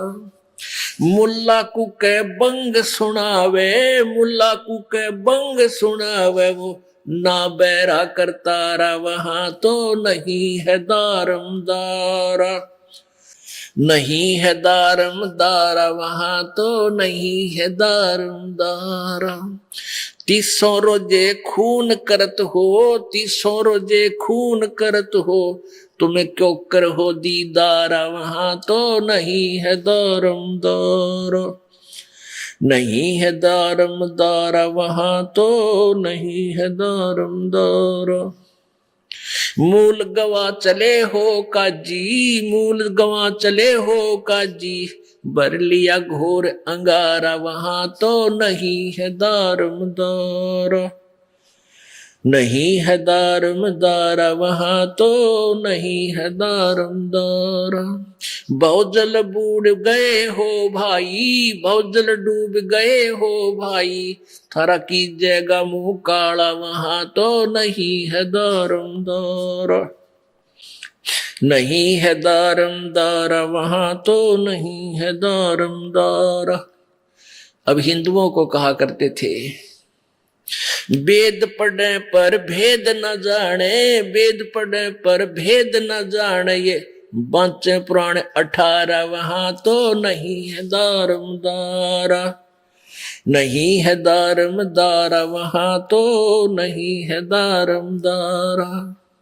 जड़कू अंधरा पान खवावे, जड़कू अंधरा पान खवावे, ये बिसरे सृजनहारा, वहां तो नहीं है दारमदारा, नहीं है दारमदारा, वहां तो नहीं है दारमदारा। उजड़ खेड़े बहुत बसाए, उजड़ खेड़े बहुत बसाए, ये बकरा जोटा मारा, वहां तो नहीं है दारमदारा। ये पंडित लोग भी बकाया करते क्योंकि इस देवी बकरे मांगे, किसी ने कहे गधा मांगे, क्योंकि सेठ शीतला गधा मांगती है, उसकी बलि चढ़ा दे और खाओ आप पेट भर स्वाद के मारे, और पापी बनाओ अपने उपासकों को। और कहीं नो कहते हैं उस देवी तो बकरे की भेंट, झोटे की भेंट मांगती है, झोटा काटा जाता, उसको काटो। बहुत तरह के जो तो न तो हिंदुओं के गुरुओं ने ज्ञान था, ना मुसलमान वालों को। ये सारी भोली आत्माओं को पाप का भागी बना रहे हैं, ऐसे प्रभु कहा करते थे। जाकू तो तुम मुक्ति कहते हो, जाकू तो तुम मुक्ति कहते हो, वो है कच्चे बारा, वहां तो नहीं है दारमदारा, नहीं है दारमदारा, वहां तो नहीं है दारमदारा। मांस मछरिया खाते पंडे, मांस मछरिया खाते पंडे, किस विद्र है अचारा, वहां तो नहीं है दारमदारा,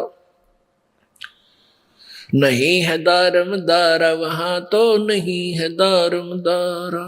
सो जजमान नरक में चाले, सो जजमान नरक में चाले, बूढ़े सो परिवारा, वहां तो नहीं है दारमदारा, नहीं है दारमदारा, वहां तो नहीं है दारमदारा। छाती तोड़ हने जम किंकर, छाती तोड़ हने जम किंकर, लागे जमका लारा, वहां तो नहीं है दारमदारा, नहीं है दारम। दास गरीब कहे बेकाजी, दास गरीब कहे बेकाजी, ना कई वार न पारा, वहां तो नहीं है दारमदारा, नहीं है दारमदारा, वहां तो। अब यहाँ क्या बताते हैं मुसलमान हिंदुओं के उन गुरुओं को, पंडितों को परमात्मा लताड़ा करते थे कि वेद पढ़े पर भेद न जान, ये बच्चे पुराण 18, और जड़ को अंधे ये पत्ते खुआवे, और भूल गए सृजनहारा। जैसा आपने कल देवी पुराण में पढ़ा था कि सतयुग के ब्राह्मण वेदों के पूर्ण विद्वान होते थे, और वो दुर्गा की पूजा करते थे, और दुर्गा का मंदिर, उसकी मूर्ति बनवा कर उसकी पूजा करते थे। अरे तरह गजब हुई। तो यहाँ बताते हैं वेद पढ़ने पर भेद ना जाना, ये बच्चे पुराण 18, और जड़ को यानी पत्थर की मूर्ति का भोग लगावे, और भूल गए सृजनहारा। तरह गजब। तो कहने का भाव ये है कि परमात्मा की इन खरी खरी बातों से परमात्मा उन दोनों धर्मों के व्यक्तियों को अपने बच्चे जानकर, अपने बच्चे जानकर, अपनी आत्मा जानकर उनको बुराई से बचाने के लिए ऐसे ये सच्चाई कहा करते थे। दर्शकों, नशे और मांसाहार ने तो व्यक्ति के शरीर को रोगी बनाया, लेकिन एक और धीमा जहर है जिसने पूरी मानवता की आत्मा को ही रोगी बना दिया है। वो जहर है जाति, मजहब और संप्रदाय का भेदभाव। आज हम जिस दुनिया में जी रहे हैं, वहां इंसान की पहचान उसके कर्मों से नहीं, बल्कि इस बात से होती है कि उसने किस कुल में जन्म लिया है या वो किस पद्धति से पूजा करता है। जरा सोचिए, जब परमेश्वर किसी जीव को जन्म देता है तो क्या उसके शरीर पर कोई मुहर लगाकर भेजता है? क्या हिंदू का रक्त लाल और मुस्लिम का हरा होता है? क्या हवाएं किसी का धर्म पूछकर उसे सांस देती हैं? नहीं, परमेश्वर के संविधान में भेदभाव का कोई अनुच्छेद नहीं है, वहां सब समान हैं। इस वैश्विक त्रासदी के बीच संत रामपाल जी महाराज वो एकमात्र महापुरुष हैं जो मानवता को इन झूठी जंजीरों से मुक्त कर रहे हैं। भगवान का विधान स्पष्ट कहता है, हम सभी एक ही परम पिता की संतान हैं। जैसे एक पिता के 4 पुत्रों के नाम अलग हो सकते हैं, लेकिन उनका खून एक होता है, वैसे ही हमारे पंथ अलग हो सकते हैं, लेकिन हमारा मूल एक है।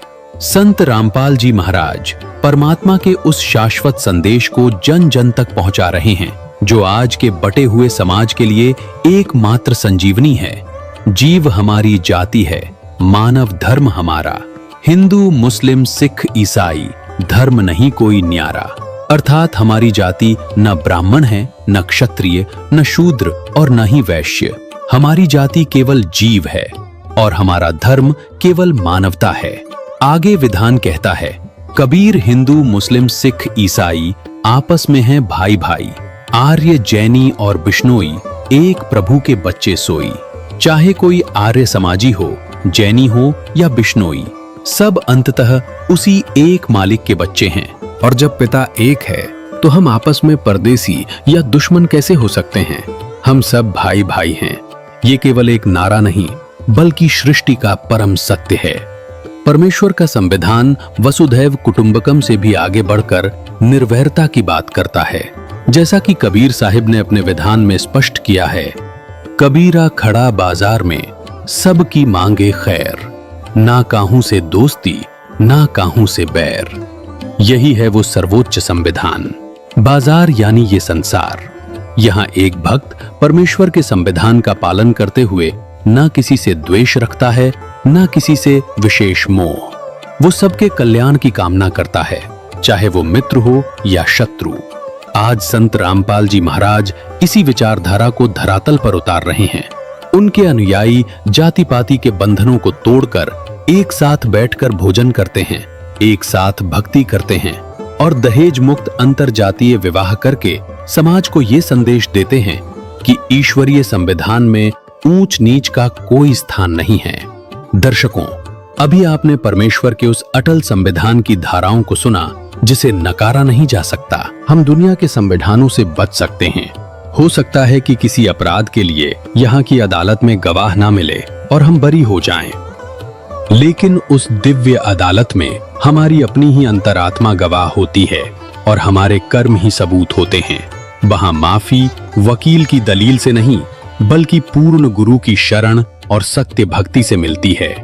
ये समझना अनिवार्य है कि परमेश्वर का संविधान और राष्ट्र का संविधान एक दूसरे के विरोधी नहीं बल्कि पूरक हैं। सोचिए, यदि देश का हर नागरिक परमेश्वर के इस विधान को मान ले कि चोरी नहीं करनी, हिंसा नहीं करनी, नशा नहीं करना, व्यभिचार नहीं करना है, जातीय भेदभाव नहीं करना है, धार्मिक भेदभाव नहीं करना है और पराई पीड़ा को अपनी पीड़ा समझना है, तो क्या राष्ट्र के संविधान का पालन अपने आप नहीं हो जाएगा? जिस दिन समाज इस ईश्वरीय संविधान को अपना लेगा, उस दिन जेलें खाली हो जाएंगी, न्यायालयों से मुकदमों का बोझ हट जाएगा और ये धरती वास्तव में स्वर्ग बन जाएगी। आज मानवता एक ऐसे दोराहे पर खड़ी है जहां एक ओर विनाश है तो दूसरी ओर शाश्वत शांति। चुनाव आपका है। संत रामपाल जी महाराज आज उसी सुप्रीम लॉ यानी परमेश्वर के संविधान की प्रतिलिपि लेकर खड़े हैं। वे हमें भयभीत नहीं कर रहे बल्कि वे हमें उस आने वाले संकट से आगाह कर रहे हैं जो हमारे गलत खान पान और शास्त्र विरुद्ध साधना के कारण हम पर मंडरा रहा है। ये समय जागने का है। ये समय भगवान के संविधान की ओर लौटने का है। राष्ट्र का संविधान हमें नागरिक बनाता है, लेकिन परमेश्वर का संविधान हमें मनुष्य और अंततः देवता बनाता है। तो आइए केवल कागज के पन्नों तक सीमित ना रहें, अपने जीवन की पुस्तक में उस शाश्वत विधान को लिखें ताकि लोक में भी सुख हो और परलोक में भी मोक्ष। अहिले तपाईहरूले सुन्नुभयो जगतगुरु तत्वदर्शी सन्त रामपालजी महाराजको मंगलमय सत्संग प्रवचन। आउनुहोस् अब सुन्नेछौं ती भक्तहरूका अनुभव जसले सन्त रामपालजी महाराजको शास्त्र प्रमाणित ज्ञानले प्रभावित भई मन्त्र दीक्षा लिएर अनेकौं लाभहरू प्राप्त गरे। दर्शकवृन्द, जीवन खान पिउन र मोज मस्ती गर्न पाएको हो भन्ने सोच राख्ने बालकृष्ण बराल जाँड रक्सीमा चुर्लुम्म डुबेर बस्दथे। गुटका सुपारी खाने, जुवा तास खेल्ने उनको जीवनचर्या थियो। तर उनको मनमा शान्ति र तनमा आराम थिएन। देवताको भक्ति गर्नुपर्छ भन्ने मान्यता बोकेका उनी ब्रह्मा विष्णु महेशको पूजा गर्ने, मठ मन्दिर र देवालय चहार्ने र दर्शन गरेर शान्ति सुख र सन्तोषको आशा गर्दथे। तर व्यर्थ हुन्थ्यो। उनी निराश हुन्थे। कसरी शान्ति पाउने, पीडाबाट मुक्त हुने भन्ने रणभुल्लमा थिए। परमात्माको कृपाले उनले तत्त्वदर्शीद्वारा लिखित ज्ञान गङ्गा फेला पारे। पढेपछि उनलाई चित्त बुझ्यो। सद्भक्तिबारे थाहा पाएर तत्त्वदर्शी सन्तको आश्रममा गई मन्त्र दीक्षा लिई मर्यादामा बसेर भक्ति गर्न थाले। त्यसपछि जे भयो, भक्तिको शक्तिको कमाल उनीबाटै सुनौ। नमस्कार सर। सर साहेब। के नाम होला हजुरको? बालकृष्ण बराल। कहाँबाट आउनुभयो हजुर? पहिला पुर्ख्यौली घर त पोखरा हो, पोखरा वार्ड नम्बर 14 चाउथे हो र माहाल काठमाडौँ ठुलो भराङ चोकमा बस्छु। सन्त रामपालजी महाराजजीसँग मन्त्र दीक्षा कहिले प्राप्त गर्नुभयो त? मैले 2070 साल कार्तिक 24 गते परमात्मा मेरो गुरुदेव सन्त रामपाल गुरु महाराजको चरणमा म पुगेँ हजुर। सन्त रामपालजी महाराजजीसँग मन्त्र दीक्षा लिनुभन्दा अगाडि कसको भक्ति गर्नुहुन्थ्यो या कोही गुरु बनाउनु भएको थियो कि? यो शास्त्र विरुद्धको साधना, जस्तो कि यो लोकले जसरी मनाएको थियो, ब्रह्मा विष्णु महेश्वरको भक्ति गर्नको लागि अभिप्रेरित गरेको थियो र विभिन्न किसिमका मठ मन्दिरहरू, देवी देवालयहरू, यो कुनै पनि घरमा एउटा अनुहार परेको ढुङ्गोदेखि लिएर सारा देवी देवताहरूको रुख वृक्ष खोला नाला सबैको भक्तितिर लागियो हजुर, पूजापाठतिर लागियो। यो शास्त्र अनुकूलको नभइकन शास्त्र विरुद्धको साधना रहेछ। यो केवल सन्त रामपाल गुरु महाराजको शरणमा आएपछि मात्रै थाहा लाग्यो। सन्त रामपालजी महाराजजीको शरणमा आउनुभएपछि हजुरलाई के फाइदा भयो त? फाइदा त अब यो त मैले वर्णन गरेरै साध्य छैन। मैले वास्तवमा मेरो मनुष्य जीवन अहिले मात्रै मैले पाएँ भन्ने मलाई अहिले अनुभव भएको छ। मैले यस्तो जीवन, यस्तो नरकीय जीवन बिताएको रहेछु कि यो धरतीमा कुकुरले पनि नखाने चिजहरू मैले खाएको रहेछु। कुकुरभन्दा पनि म अगत्त रहेछु।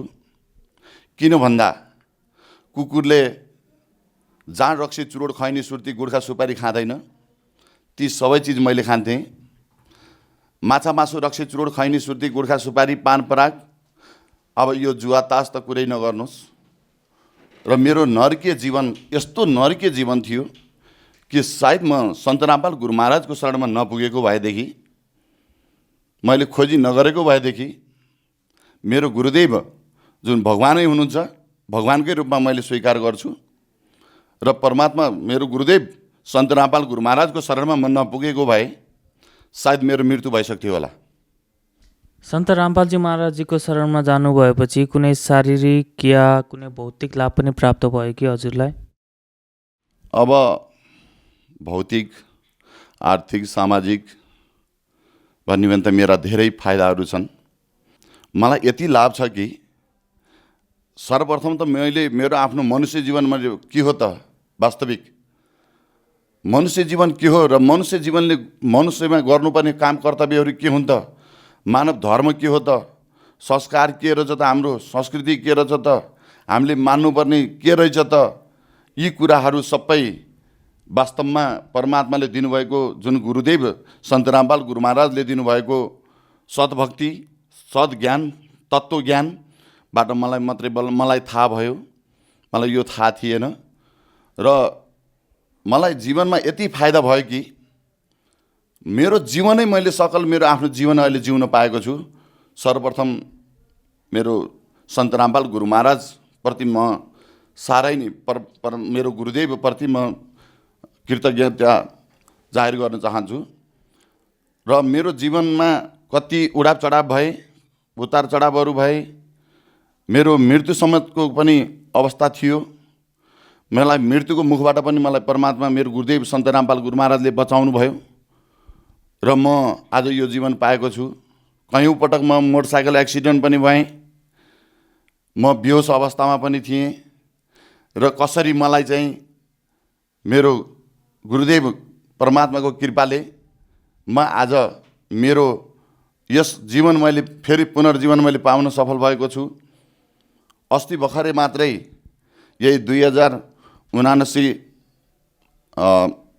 चैतको 18 गते समथिङ हामी यहाँबाट जनकपुरको एउटा हाम्रो गुरुदेव सन्त रामपाल गुरु महाराजले बनाउन लाउनु भएको एउटा आश्रम छ बेलाचापी भन्ने ठाउँमा। हामी सेवाको लागि 5 जना हाम्रा भक्त मित्रहरू हामी 5 जना एउटा गाडीमा जाँदै थियौँ र गाडीमा जाँदाखेरि बाटोमा अफसोस गाडीका दुईटै टायर पञ्चर हुन पुगे, पछाडिको दुईटै टायर पञ्चर हुन पुग्यो र गाडी असमान तरिकाले गाडी आफ्नो लिङ्क छोडेर रोड बाहिर जान पुग्यो र एउटा पहरामा नहरमा ठोकिएर गाडी धुलापिठो भयो। र आज हामीलाई त्यहाँ देख्दाखेरि त्यहाँको घटना देख्दाखेरि त्यहाँका कुरिन्टारका पुलिसहरूले भन्नुभयो यो गाडीमा कतिजना मरे। हामी सकुशल छौँ हजुर, हामी 5 जना छौँ, हामी सकुशल छौँ, हाम्रो गाडी सायद यो केही पनि काम लाग्दैन होला भनेर हामीले भन्यौँ। अनि त्यस पछाडि त्यो गाडीमा जुन हामी 5 जना सवार थियौँ, हामी सवार गरेका थियौँ र 5 जना हामी एकदम सकुशल, हामीलाई कमिलाले पनि नटोकिकन, हामीलाई एक थोपा रगत पनि नखसिकन, कुनै पनि ठाउँमा हाम्रो शरीर कुनै पनि शरीरको अङ्गभङ्ग कुनै पनि ठाउँमा नठोकिकन परमात्माले गुरुदेव सन्त रामपाल गुरु महाराजले हामीलाई त्यो कमलको फुलमाथि राखेको जस्तै गरेर हामीलाई हातमा हत्केलामा लिएर हामीलाई बचाउनु भयो र हामीलाई कुनै पनि चोटपटकबाट हामी बच्न सफल भयौँ र बचाउनु भयो र गाडी कुनै पनि हालतले नबन्ने अवस्थामा पुग्यो र हामीले काट्नमा दिनु पर्यो गाडी। त्यो अवस्थाबाट हामीलाई परमात्मा हाम्रो सन्त रामपाल गुरु महाराजले बचाउनु भएको छ र मैले फेरि पुनर्जीवन पाएको छु। र यस्ता घटनाहरू भनियो भने हामीलाई धेरै घटनाबाट मलाई परमात्मा सन्त रामपाल गुरु महाराजले मलाई जोगाउनु भएको छ, बचाउनु भएको छ। मेरो जीवन माछा मासु रक्सी चुरोट खैनी सुर्ती गोर्खा सुपारी पान पराग जुवा तासले ग्रसित थिएँ र म पोखरा छोडेर म काठमाडौँ आएर बसेको पनि 15-16 वर्ष भयो र यसमा मैले कुनै किसिमका प्रगति उन्नतिहरू मैले केही पनि गर्न सकेको थिएन। म केवल जाँड रक्सीमै मेरो दिन बित्दै जान्थे, दिन रात मैले खाँदै जान्थेँ। यसो पानी झरी पर्नु हुँदैन थियो, त्यो झरी पर्ने बित्तिकै चिसो भयो भने रक्सी लिइहाल्ने, गोर्खा सुपारी त्यस्तै खाने, चुरोट त्यस्तै खान्थेँ। आज मलाई यो कुलतबाट परमात्मा सन्त रामपाल गुरु महाराजले मैले यो ज्ञानगङ्गा किताब पढ्ने बित्तिकै र मेरो आफ्नो त्यस्तै भक्त आत्मा साथीको समीप्य मेरो नजिकै थियो र उहाँसँग मेरो सङ्गतले गर्दा र उहाँले मलाई एउटा किताब दिनुभयो। त्यो किताब पढ्ने मौका मैले पाएँ र किताब पढेर मैले आज मेरो गुरुदेव सन्त रामपाल गुरु महाराजको शरणमा म पुगेँ हजुर। टिभी हेरेर बसिरहनु भएका नेपाली भगत समाजहरूमध्ये कसैले सन्त रामपालजी महाराजजीसँग मन्त्र दीक्षा लिन चाहनुहुन्छ भने कसरी लिन सक्नुहुन्छ? सर्वप्रथम सन्त रामपाल गुरु महाराजले भन्नुहुन्छ वास्तविक ओम तत्सतको मूल मन्त्र तत्त्वज्ञान सद्ज्ञान के हो र यो तत्त्वज्ञान सद्ज्ञानलाई वास्तविक बुझेर ज्ञानगङ्गा, गीता तिम्रो ज्ञान अमृत, जिउने मार्ग, विभिन्न किसिमका धार्मिक हाम्रा पुस्तकहरू छन्। सन्त रामपाल गुरु महाराजले लेख्नुभएका किताबहरू पढ्नुहोस्, अध्ययन गर्नुहोस्। किताबमा पनि हाम्रो ठेगानाहरू दिनुभएको छ। नेपालमा 30-32 वटा चाहिँ आश्रमहरू पनि छन् सम्पर्क कार्यालय र कुनै पनि आश्रमलाई आफूलाई नजिक पर्ने आश्रमहरू छन्, आश्रममा सम्पर्क गर्न सक्नुहुन्छ। किताबमा तपाईँले हेर्न सक्नुहुन्छ, पढ्न सक्नुहुन्छ, पढेर बुझेर अनि त्यस पछाडि अनि हाम्रा विभिन्न मिडिया च्यानलहरूमा सगरमाथामा बिहान 6 बजे 5:55बाट 6 बजेसम्म 7 बजेसम्म आउँछ सत्सङ्ग, त्यो हेर्नुहोला। अनि टिभी टुडेमा आउँछ दिउँसोको समयमा, अनि दिउँसोको समयमा फेरि 1 बजेबाट 2 बजेसम्म एबिसी न्युजमा आउँछ। हजुरहरूले सत्सङ्ग हेर्नुहोस्। त्यो सत्सङ्गको तलपट्टि एउटा पहेँलोपट्टि दिएको हुन्छ, त्यो पहेँलोपट्टिमा सम्पूर्ण हाम्रा ठेगानाहरू हुन्छन्। ती ठेगाना हेरेर आफूलाई पाए पर्ने नामदान केन्द्रमा सम्पर्क गरेर हजुरले नाम दीक्षा लिन सक्नुहुन्छ। धन्यवाद। सत साहेब।